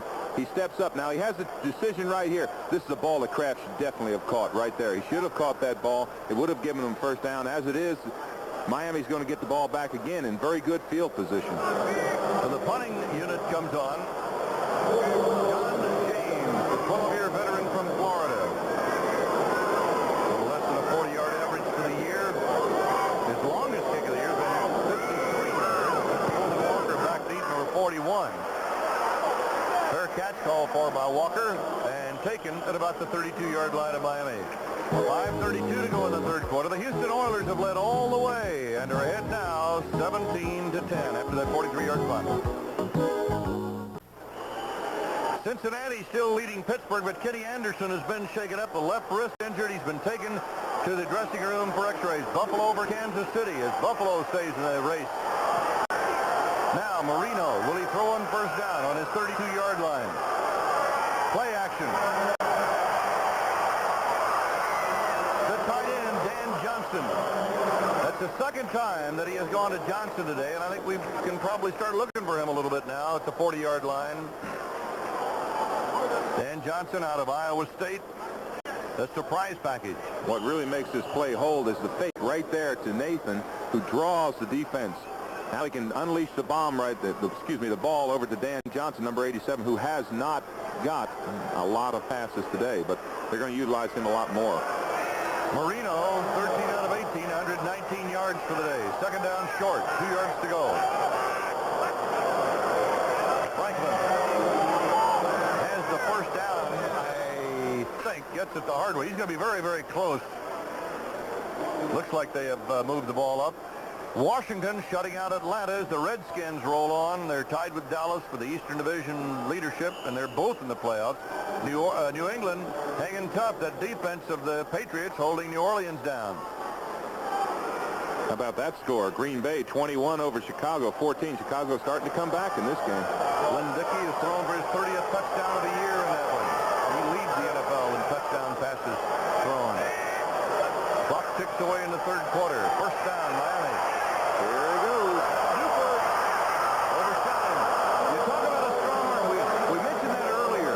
The Dolphins, particularly the veterans like Nat Moore and Duriel Harris, were absolutely amazed at the strength of Marino's arm. In the NFL, you call that a rifle, and he's got one. He threw that ball. So we watched Duper going downfield. Now Duper's drawing double coverage. You'll see the safety coming in the top of your picture, and of course the cornerback 24 Brown running right with him. So he's drawing double coverage. They have great respect for him, but that is about a 60-yard pass in the air. When they double-team Duper, look out for Nat Moore. Yes, he's been very quiet today, but boy, he is a force. So Duper is out of there right now to get a little breather. Second down.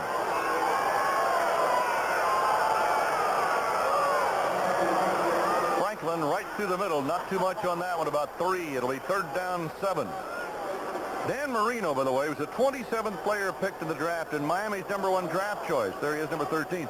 Don Shula was really amazed that he was still available. He was the 6th quarterback chosen in the draft. Well, when you go to the Super Bowl with your quarterback, you don't look for a new quarterback because Woodley took him there last year as we watched Don Shula.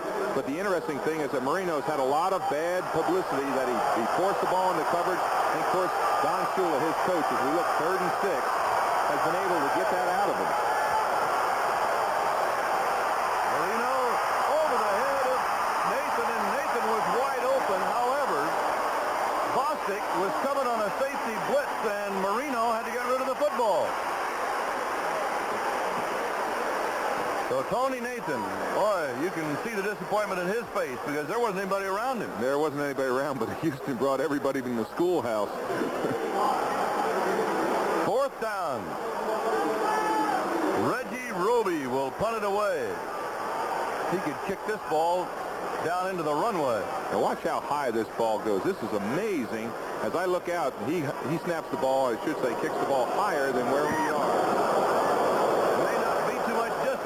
Distance rather. They won't have any trouble covering it, however. Oh, he fumbled it. A scramble for the football. It is down on the 30.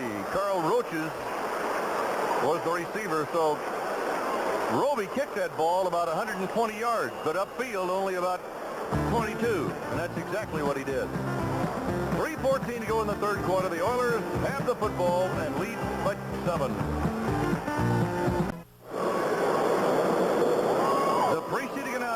Was furnished as a public service by Glenn Blackwood and the National Football League. Your old buddy. That's Glenn to the left, number 47. He told me his wife Beth is really excited about the new house they just built. He told me, he said, be sure to mention my new home, whatever that means. Well, we have to mention the loan company too, don't we? Yeah, that's the truth. I bet you they're excited about it too. Don Shula on the sideline, his 14th year as the head coach of Miami. He signed a new long-term contract this year. And of course, you talk about Shula, you talk about winning tradition, you talk about execution. You know, the look of Don Shula never really changes in the game, but inside he's in a turmoil right now. They're down 17-10 with a little bit over 3 minutes to play in this quarter, and I know he is really concerned about this game. Oliver Luck has done a fine job for Houston today, and he fires away. It is blocked by number 81, Steve Bryant, the replacement for Renfro, who is out with an injury. William Judson had the coverage on the play. Bryant coming up with his second reception of the afternoon. Oliver Luck underthrew this ball. and Bryant was able to read back underneath and come back against the ball. Judson did not see the ball. You'll see Luck here throw. It's a crossing pattern. He's throwing the ball out there. Now Judson does not see the ball. Bryant comes underneath and catches the ball for a 26-yard gain. They're driving again on him. Bryant, the second-year man from Purdue. First and 10 on the Miami 45. Campbell. Look at Campbell's power. The old stiff arm. You don't see that very much. The first tackler, Judson, just simply knocked away by Campbell, and then Gerald Small, the other quarterback, had to come over and bring him down, but Campbell showing that tremendous power of his for a 6-yard pickup. It'll be 2nd and 4. Well, you mentioned the old straight arm. There's nobody who's got a stronger straight arm. Watch Earl Campbell here. He breaks off Dewey there. Now watch right here. He just pushes Judson back. There comes another tackle in there. And finally, old Lyle had to come over and make that tackle. Lyle Blackwood, number 42, had to make that. 2nd down 4. Campbell, 35 carries, 125 yards. Walls is now in as a wideout. Luck. And Luck firing on the run. He's got Tim Smith. But he was out of bounds.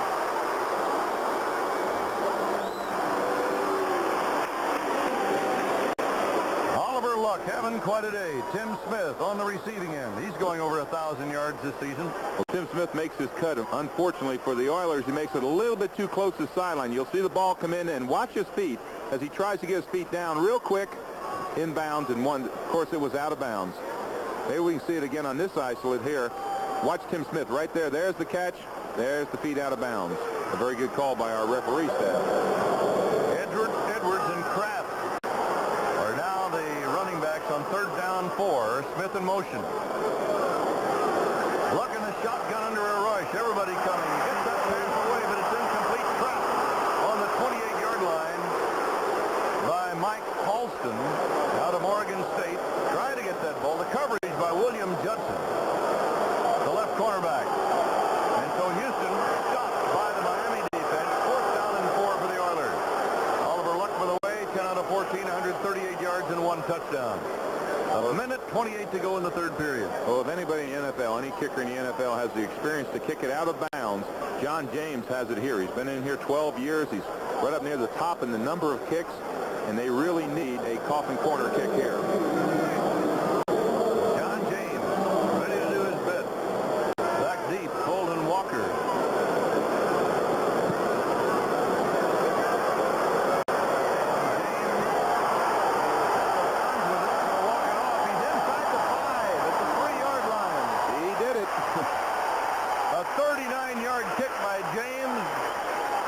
The Dolphins in a hole as the offensive unit comes on for Don Shula with 1:21 to go in the 3rd quarter.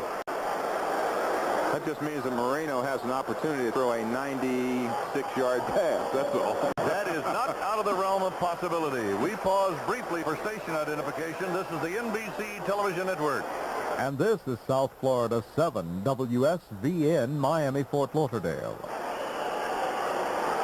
Next week, Saturday coming up, the Steelers against the New York Jets at 12 o'clock Eastern time. And NFL 83 was week number 15. And look at the Steelers. Compare the Steelers of the 70s, other teams, and the Steelers of the 80s. Marino out of the end zone. He hits Duper. Duper at the 19, 1st down. And again, he was double covered. And this young man is only in his 2nd year and did not catch a pass last year. Is doing an outstanding job. 15 yards on this one. Well, this is old super to super duper.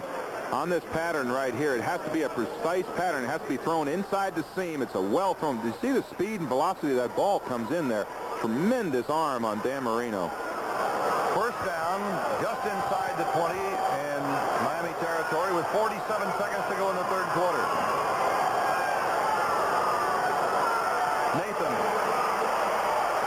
Nathan almost going down at the 20, manages to get out to the 27. And Steve Brown, number 24, the cornerback from the University of Oregon, a rookie, gets him down. It'll be 2nd down and 2 coming up, and the Steelers are going down the tubes again, it would appear, as Cincinnati, minus Kenny Anderson, ahead by a 20-3 score. Jim Breach having just kicked a 27-yard field goal. And Washington over Atlanta.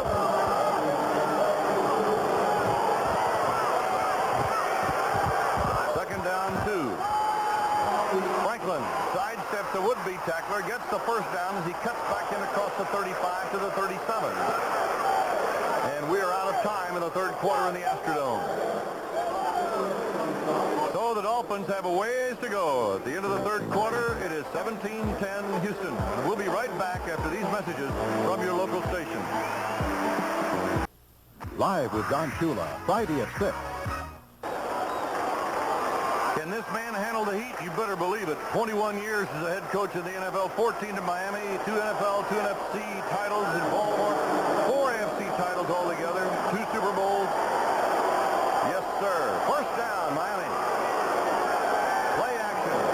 Marino cranks it up for Duper. It is intercepted on the 20-yard line. It is picked up by Keith Bostic with his second interception of the year.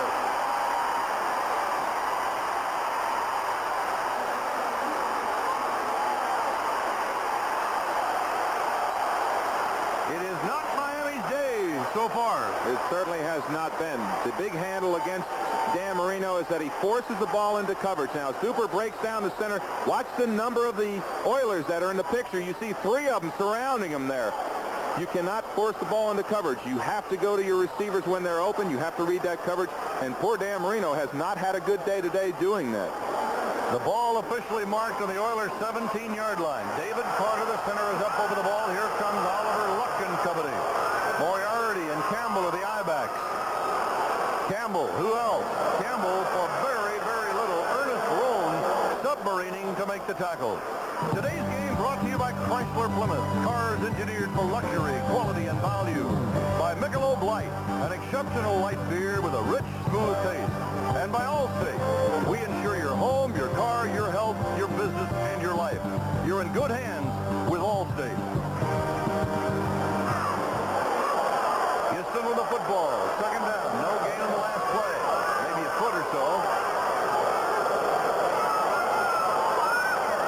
Play action. Misfiring on that one. And the Blackwood brothers had Steve Bryant covered rather well, like they knew what the pattern was going to be. Yes, they certainly did. They were right there on that pass. The one thing that Houston does not want to do right now is make a crucial mistake. They've got a young quarterback who's trying to prove that he can play in the NFL, and they do not want to make a crucial mistake here. And this is what Miami does so well. Third down, 10 yards to go. Force that quarterback, Oliver Luck, the young rookie, into a mistake and capitalize on that mistake. Third down, splitting wide to the right side, Mike Halston. As they're into the shotgun, and Luck goes to work. Gets that ball away. Edwards takes it out to the 25-yard line, almost made the first down, and will be close to it. Bob Baumauer was putting the pressure on. Somehow Luck got rid of that football. Well, when you get smiled upon, you get smiled upon. Watch Oliver Luck in the grass with Baumauer right there. Throws the ball out in the flat. It's caught. Picks up about 9.5 yards. They need another yard. They better punt it. The crowd doesn't want to punt it. But that's the kind of play. If you don't punt it and you don't make it, then all of a sudden they say, hey, stupid, you should have punted it.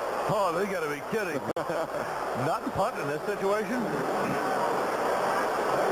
Going back deep, Bolden Walker, he has been excellent on a kickoff return earlier. This ball popped well by John James, and Bolden Walker at his own 26. They try to set the wall, and Walker bangs it out across the 40 to about the 43-yard line.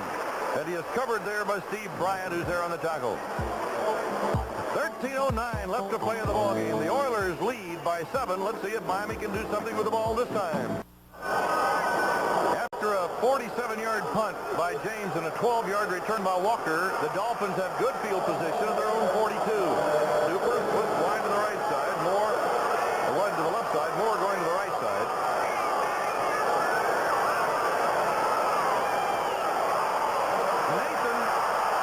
Nathan gets the big yardage down to the 43-yard line of the Oilers, and Willie Tellis, number 20, pulls him down. So Nathan picks up 16. Suppose they were looking for the pass. I believe they were looking for the pass. I think you can see as on the latter part of this play as we watch Duper come off the line trying to get a block here. Watch Nathan explode into the picture right there. He almost turned this thing around. That's exactly what you want to do, though. You've got to come up with the trick, so to speak. Catch them off guard. When they're waiting for the pass, go with the run. Again, they go to the run. Nixon back on the right side at the 37, trying to inch forward to the 36-yard line, getting 7. It'll be second down and 3 as Riley makes the tackle. Coming up next, stay with us for the second half of our NFL doubleheader. Most of you will see the Cleveland Browns against the Denver Broncos. That'll be a very big ball game for the Browns if Pittsburgh goes on to lose their game. In some areas, it'll be the Jets against the Baltimore Colts, so check your local listings for the game in your area. Make that a 6-yard pickup and 2nd and 4 for Miami.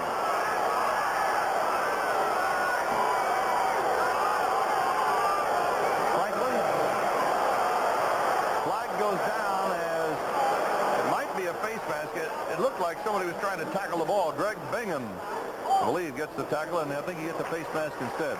Sometimes that's the best play in football, as we listen to our referee friends tell us that it is a face mask on the tackle on Andre Franklin. So this will give Miami a first down. Face mask, number 54. And it was on Bingham. So the Dolphins are on the move now at the 28-yard line of the Houston Oilers. And Miami is down by 7. Dan Marino at the helm.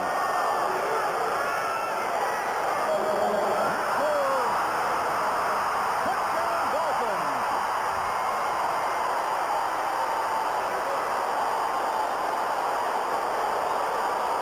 So the old pro, Nat Moore, comes up with his 6th touchdown of the year. Well, when one receiver is drawing double coverage, as Duper has done all this game, the best thing you can do is go back to your other wide receiver. In this case, number 89, Nat Moore, on the left of your screen, run a simple in pattern right to the flag, breaks the tackle right there, and scampers right into the end zone.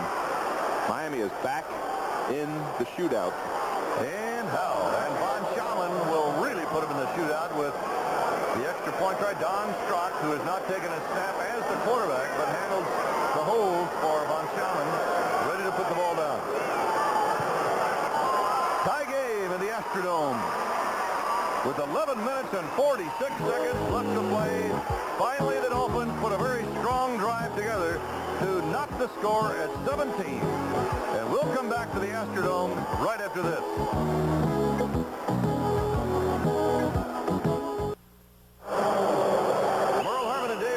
At the Astrodome. Hope you're enjoying this ball game today. It's all locked up at 17 as Von Schaman puts the ball in the air. It's going to Carl Roach's side.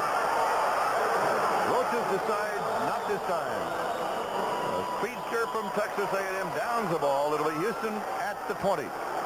Took Dan Marino and company only 1 minute and 23 seconds to get that tying touchdown. It seemed like a lot longer than that. With 11:40 to go, the Oilers take over at their own 20. By the way, Dave, I know you joined me in offering our congratulations to our colleague Dick Enberg, who won an Emmy this past week as America's #1 sports announcer. Top sports announcer for the top sports broadcasting, right? NBC. Absolutely. Congratulations, Dick. Campbell on the pitch. Campbell having one of his best days. Gets 7 and possibly 8. You know, when he first came on as a rookie, Bum Phillips must have taken about 16 bromos watching him get up after a tackle. Let's look at it.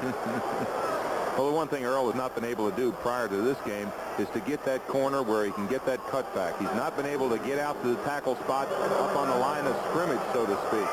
But today, they've been able to control the defensive ends and get to that corner, and Earl's been able to cut back for considerable yardage. Second down, 2.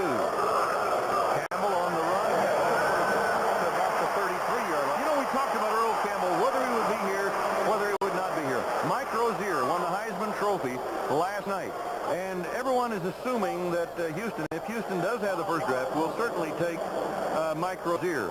As we check both coaches, that's Chuck Studley. He hopes to be here next year to maybe have Rozier. But if Rozier is drafted, what does that do to Earl Campbell? Well, the big thing, too, the interesting cog that's been thrown into the so-called gearbox this week is the possible acquisition of Warren Moon from Canada. If they get him and they can draft Rozier, then Campbell could be expendable, and they could get one or even two #1 draft choices for Earl Campbell. A screen to Tim Smith doesn't work at all. Bob Brzezinski, the linebacker, stayed right out there, and just in case he needed help, William Judson, the left cornerback right up behind him, said, hey, I'll help you out, Big Bob. And Brzezinski, who leads the team in tackles, didn't need any help. No, he didn't. Little slip screen here again to the wide receiver. There's just nowhere to run. You can see the quickness of the Miami Dolphins as they get their 4 or 5 players coming into the picture immediately. Mike Kozlowski comes in as a nickelback out of the ball game. Is linebacker Charles Bowser, so 5 defensive backs are on the field on 2nd and 9.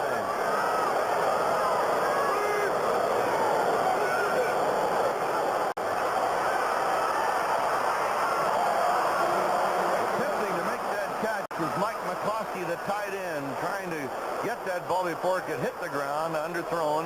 McCloskey, the rookie from Penn State, big guy, 6'5", 240. 3rd down and 9. Did you say he was from Penn State, my alma mater? As we watch Luck back here. Is that where you went to school? Absolutely. Joe Paterno and I. Say, he had it for a moment. He just had possession. Yes, he did. 3rd down. Big 3rd down play for the Miami defense and the Houston offense, obviously. Kraft and Edwards are in. Incomplete. Intended for number 81, Steve Bryant, and he drew a crowd. Glenn Blackwood was right over there with him to say hello to him. Holden Walker, who was in, or is now coming in, looking for a potential return, as Oliver Luck and company, his offense will leave the field and the punting unit comes on. You get the feeling as we watch the game, Earl, that the momentum, as you had alluded to earlier, has changed. It's slowly becoming more and more the dominance of the Miami Dolphins here in the latter part of the game. They've held the Oilers the last 2 times without gaining considerable yardage, and Miami is really going to threaten on this one here. This is the biggest series for the Houston Oilers. James gets a boomer with good hang time away to Fulton Walker. Walker drops the football and wisely covers it at the 18-yard line. That's Don Shula coaching. When you fumble that ball, get on it. Don't try to pick it up and go anyplace. A 48-yard kick by John James, his best of the day. And the Miami Dolphins, who scored on their last possession to tie the game, will take over at their own 18-yard line with 9 minutes and 17 seconds left to play. The Astrodome. Everybody said they're not going to build a place to play inside. Well, since then, there have been a number of them. And speaking of new stadia, everybody in South Florida really excited about the potential new stadium to be built. North Miami, as we understand, the leading candidate for the site, home to the Dolphins and possibly a Major League Baseball team later on. Dan Marino, 171 yards. Last possession, got the tying touchdown to Nat Moore. This time goes to Tony Nathan.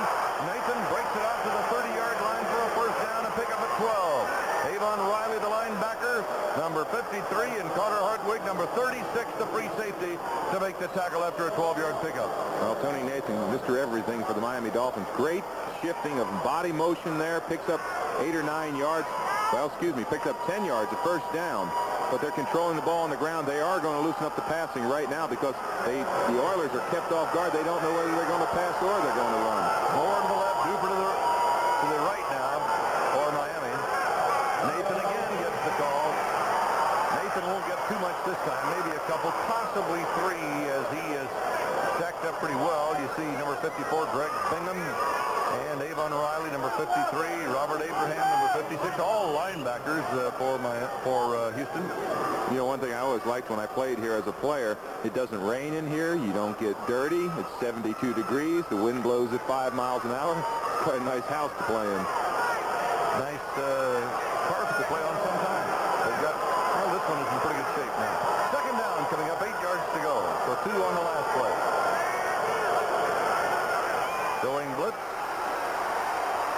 Right over the middle to Bruce Hardy, the tight end at the 35, or near the 35. Robert Brazil covered Hardy, the big tight end, who is 6'4", 232 pounds. You know, we said that Mark Duper is getting an awful lot of attention. Watch as he comes off the ball here. Tell me if this doesn't look as if it's holding right here. Can you grab a guy and hold him out there like that as we watch? Look at that. They're either dancing or something. Boy, what a story for him. I don't even believe he played high school football, did he, Merle? He did not play high school football. He did not play college ball for the first 2 years. But I know he anchored, what, the 400-meter run for the U.S. team? Yes, he did. And he also broke Joe Delaney's record in the 100 meters at Northwest Louisiana with a time of 10:21. He's got some great speed. 4.3 in the 40-yard dash. That's about as fast as I can fall. Steve Brown on a holding call. Miami first down on the 37-yard line. Marino, Duper. Great pass by Duper. And Duper is inside Houston territory. He was covered by number 20, Willie Tullis, but he still got 16 yards, and Hartwig had to finally come up after he broke Tullis's tackle. Hartwig had to come up and put him down. Duper seems somewhat small for a wide receiver, only being 5'9", but he sure comes up with the big catches. As we watch an out pattern here, very good catch right here. Great concentration on the ball as we see the defensive player come right in there. That's a hard catch to concentrate on the ball and to catch that ball and keep it. Duper became a starter in the same game as Marino. They won 6 out of 7. Marino looking. Finally the ball was batted up in the air and finally hits the ground. Avon Riley, the linebacker, batted the ball up, number 53.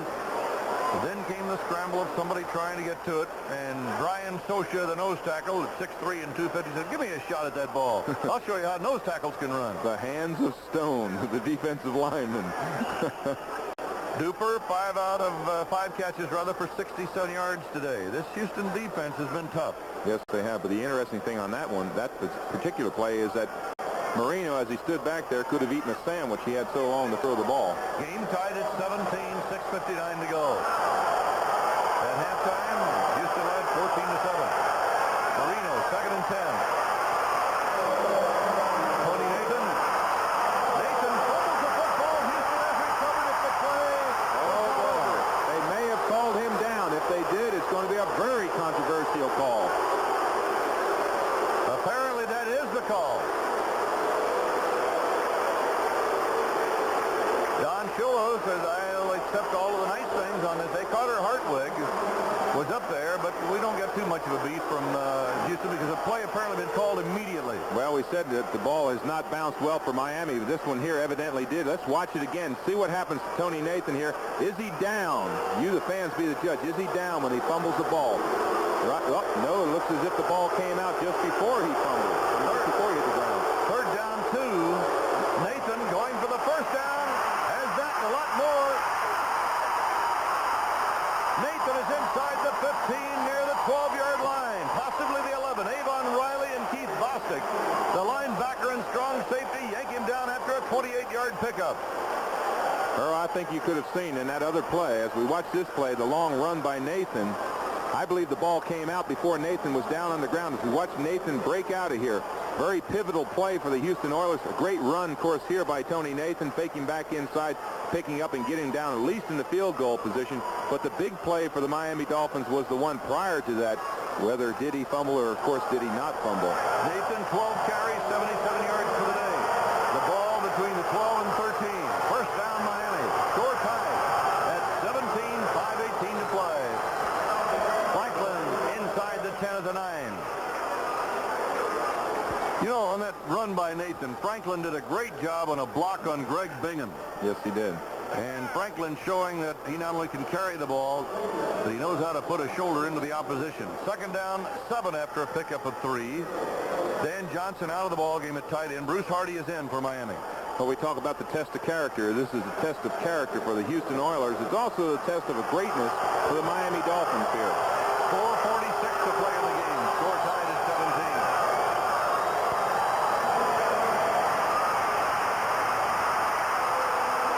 Marino puts it up. It is recovered by Miami as Andre Franklin, who has done about everything you can ask a man to do in this drive, pounced on that football, and Miami holds it at the 5. But the quarterback, Dan Marino, may be hurt on this play. He dove in there. Let's take a look at it from ground level action. Watch Dan Marino, number 13, as he scrambles. The tail end of this play, he gets hit, fumbles the ball. Let's watch this right here. He's trying to pick up the first down. He gets hit there. There's the fumble. He may be hurt. He's still down on the field. All the medical aides, of course, run out there, the trainers and doctors. Dan Marino, who was taken by Miami in Miami's first draft. Other quarterbacks ahead of him were Elway, Blackledge, Easton, who is playing in New England. Ken O'Brien out of Cal Davis, who's with the Jets, and Jim Riley, who was drafted by Houston but signed to the USFL. So Dan Marino, number 13, on the ground, and Avon Riley, who has been a fine defensive performer. He was the guy that batted the ball down a moment ago. He is up, and Marino is still down. On this play, it looked as if Marino took a shot right there on the leg, on the knee. He's up and he's walking off the field. That's a great sign to see. He does have a little limp to him, but it's a good sign to see him up and running. Or up and walking, I should say.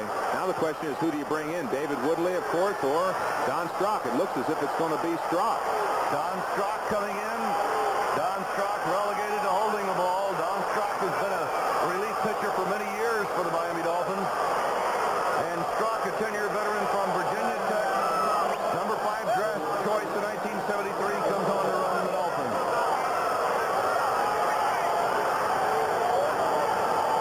It is third down, a little more than 2 on the 5-yard line of the Houston Oilers. 4 minutes and 5 seconds left in the ball game. Boy, in this situation, he's ice cold. He hasn't taken a snap. He should just try a run just to get the feel of the ball. That's it. The pitch to Nathan. Nathan, a block on the corner. He dives in for the leading touchdown. Miami, struggling all day, finally has taken the lead.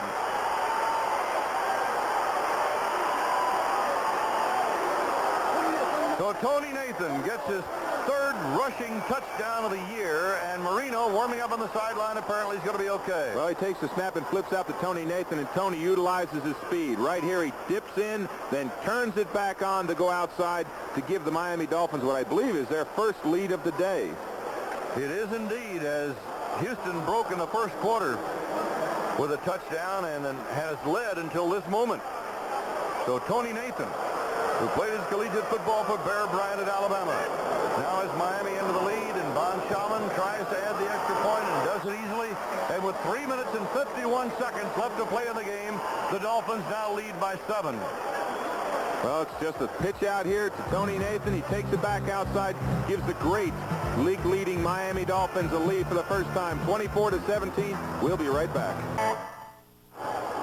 Don Strock finally getting a chance to warm up as the medical staff works on what right now is the franchise. It looks as if they're working on his left knee. They obviously, as we look at that banner right there, Miami Dolphins on our way to Tampa Bay. But they are working on his left knee. But he was up, he walked around, he even jogged down the sideline. So evidently it's just something small or minor to that. We really don't want to speculate on any type of injury. So. The Dolphins now have the lead for the first time today. And the win today would give them the Eastern Division Championship as Roaches gets out across the 20 and is dropped to the 21, and flags go down. So the Dolphins, who were a loser last year in the Super Bowl to Washington, can wrap it up in the Eastern Division with the win today, and it has really been a struggle uphill. A 17-yard return there by Roaches. Yeah, well, we're looking at that graphic, 9 plays, 82 yards, quite a long drive for the Miami Dolphins. That's what they really needed to get back into this game and get a lead. Now the pressure is really going to be put on the Houston Oilers. As we watch Marino there passing, he looks like he's feeling fairly well. Illegal block in the back, number 26. First down. But it's really going to put the pressure on the Oilers right now because, again, they're inside their 10-yard line, and they've got to drive for a score. Darrell Meadows, an illegal block in the back. Matt Moore talking to Dan Marino, maybe saying, hey, Danny, don't forget me now. He didn't on that touchdown pass just a few minutes ago. No, sir. Now Houston, first down. Inside the Oilers 10. In the end zone, he's going to go for intended receiver Steve Bryant. That ball was thrown, let me see, 55, 57, 59 yards in the air easily. Well, you're just like Oliver Luck, a Rhodes Scholar on that one, guessing 57 yards in the air. It was really, that wasn't the right figure, but I knew you'd believe me. Anybody would. Who's going to figure that one out? That was a long pass. But you see how Luck's doing a lot of rolling out now quickly, trying to get out of the pocket, because now the Miami Dolphins have got a 7-point lead with only 3 minutes and something left in the game. And they have got all their weight on their fingers, and they're coming off the ball right now trying to put the pressure on this young quarterback, Oliver Luck. Kraft and Edwards, and Crutchfield is now in. Dwayne Crutchfield to the backfield for the first time today. He is the setback. Crutchfield gets hit once, gets away, throws the football incomplete. The receiver over there was Mike McCloskey, and Crutchfield got hung up. Dwayne looked like he was going to be a blocker. He tried to sneak across the line, and one of those linebackers said, "Where are you going?" He hung him up a little bit. Well, the Miami Dolphins certainly know about Dwayne Crutchfield and his playing abilities at the Jets. Wow. I don't understand how they picked him up for $100, but that could be one of the steals of the year. Well, the other one could be Derek Hatchett that they picked up from the Baltimore Colts, who was the #1 draft choice of the Colts just a few years ago and a great All-American at the University of Texas. 3rd down 10 for the Oilers at the 8.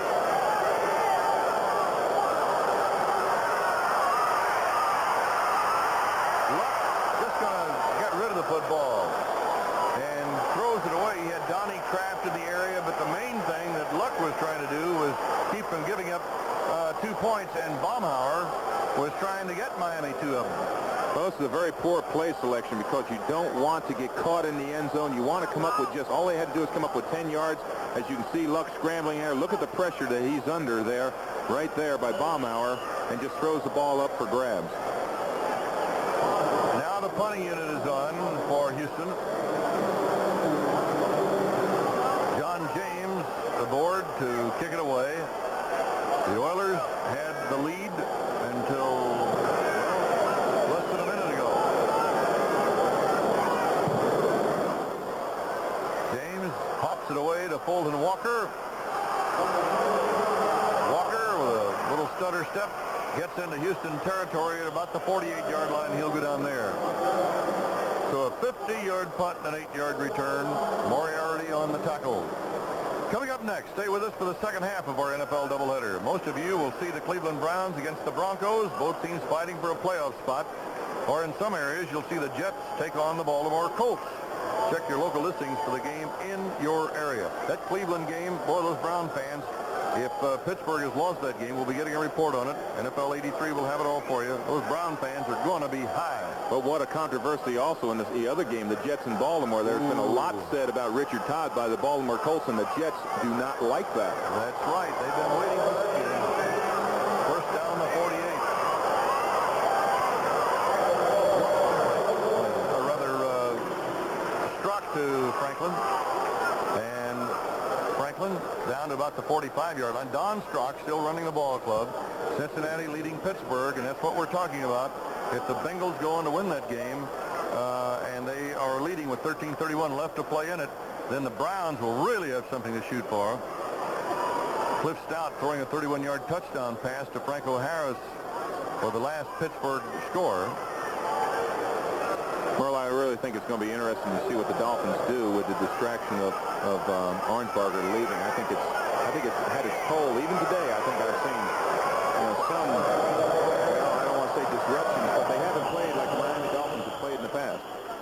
Well, there were so many things that happened. Franklin carrying and Ham making the tackle. There were so many things that happened in Miami this week. First of all, it was a very short week for the Dolphins since they played on Monday night.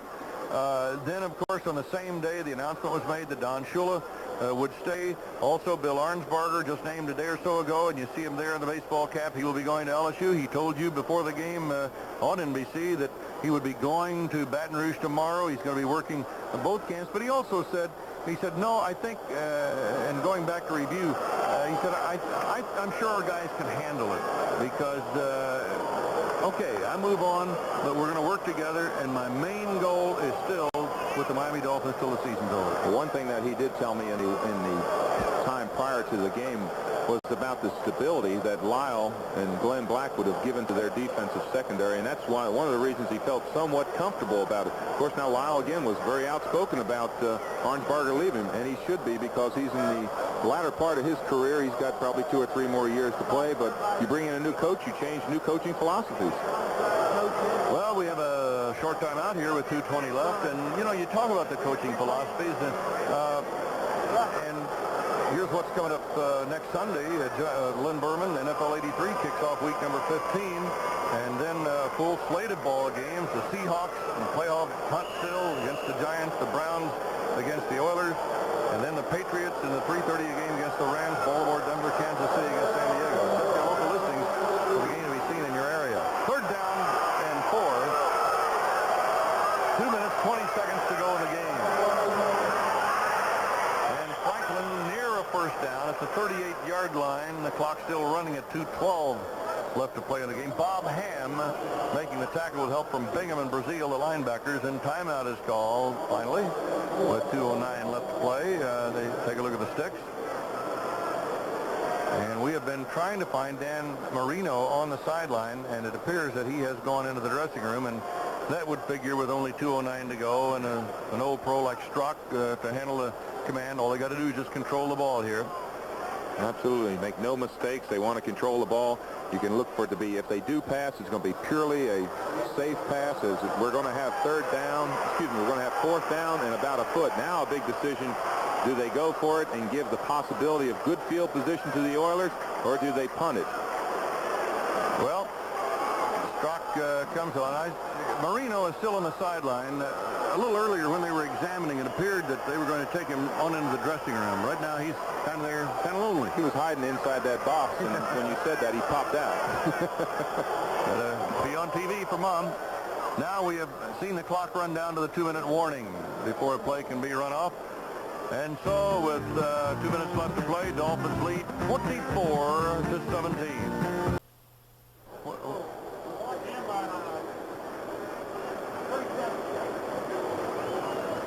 Dan Marino, as you can see, is getting some attention from the medical staff.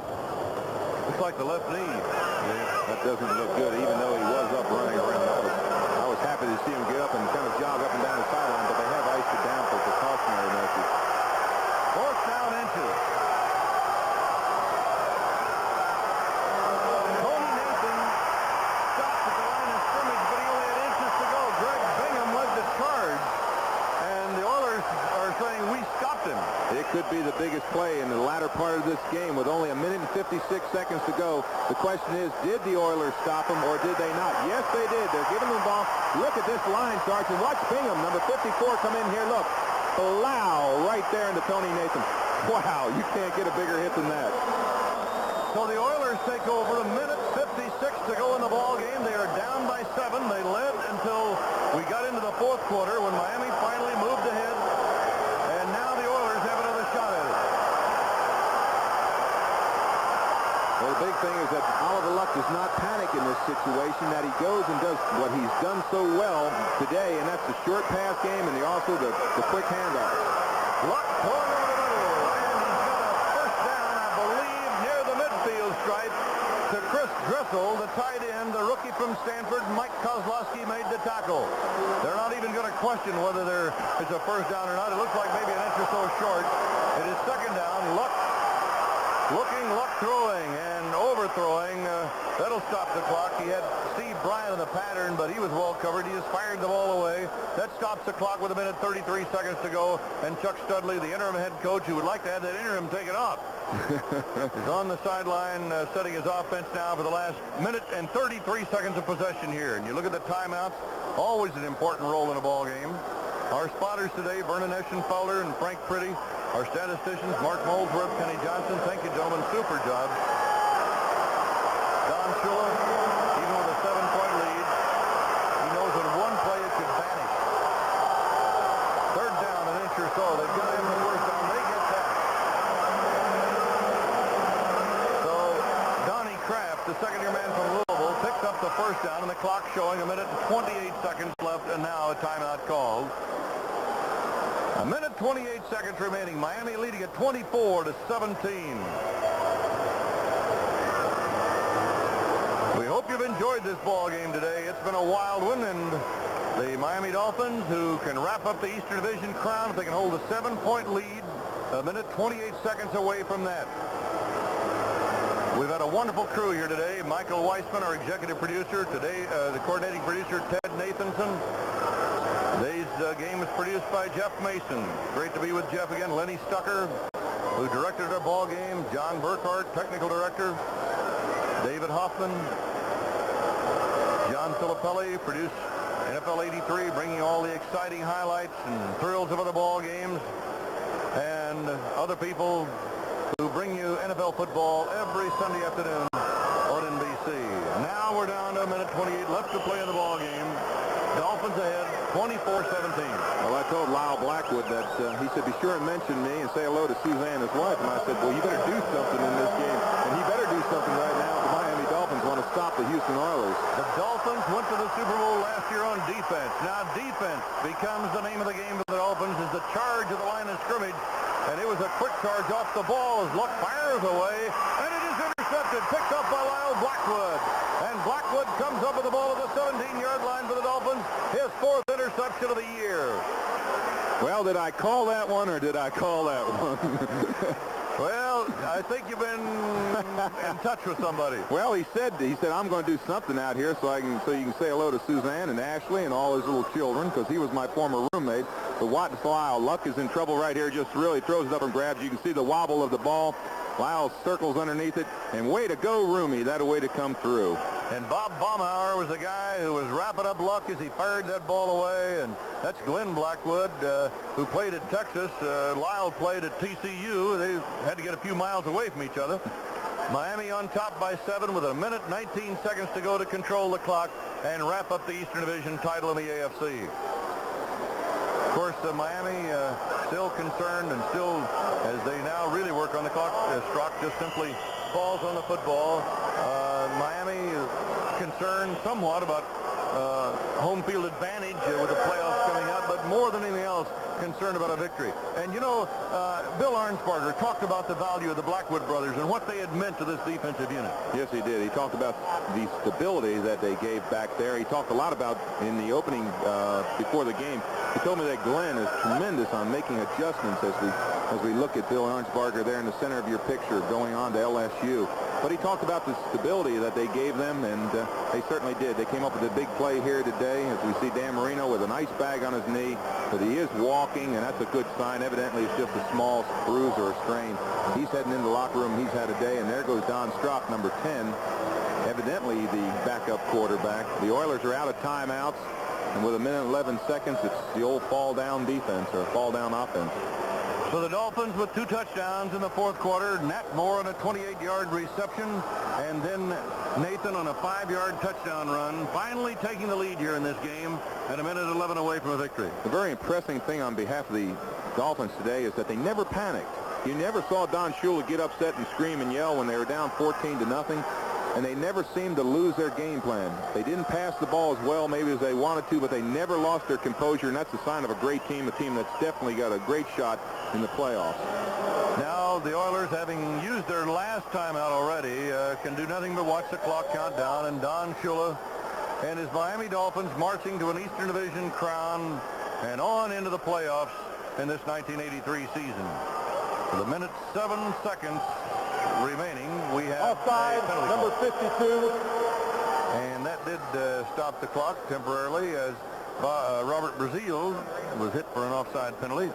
Well, I would love to have played for him in my career. I got to play for John Madden, of course, and several other coaches, but I always had a great admiration for him as we see the AFC East, that's up to date, 10-4 with a 2-game lead. I guess that is, yes, with the comparison to Buffalo. If they win today, of course, they will be 8-6, I believe. That's right. So you can see Miami really has the upper hand, but now the Oakland Raiders have really the field advantage, I believe, Merle, if I'm not saying something that's out of school. Well, at this point, yes, as we start looking into that home field advantage, and it basically affects the first couple of ball games. Here is a second down coming up, 7 yards to go, 40 seconds left on the clock as they kill it off with Don Strock simply falling on the football.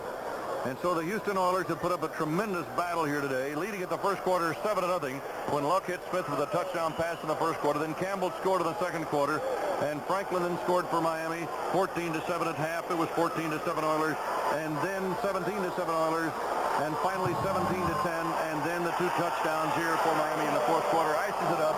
And you saw Chuck Studley a moment ago. Will he be back next year? What will the Houston Oilers make him up with a Warren Moon. They make him up with a new head coach. And Don Shula understands all about this, as coaches do. He certainly does. As we watch Miami Dolphins 1983 AFC East champions. This is Merle Herman along with Dave Rowe, and NFL 83. We'll be with you right after these messages from your local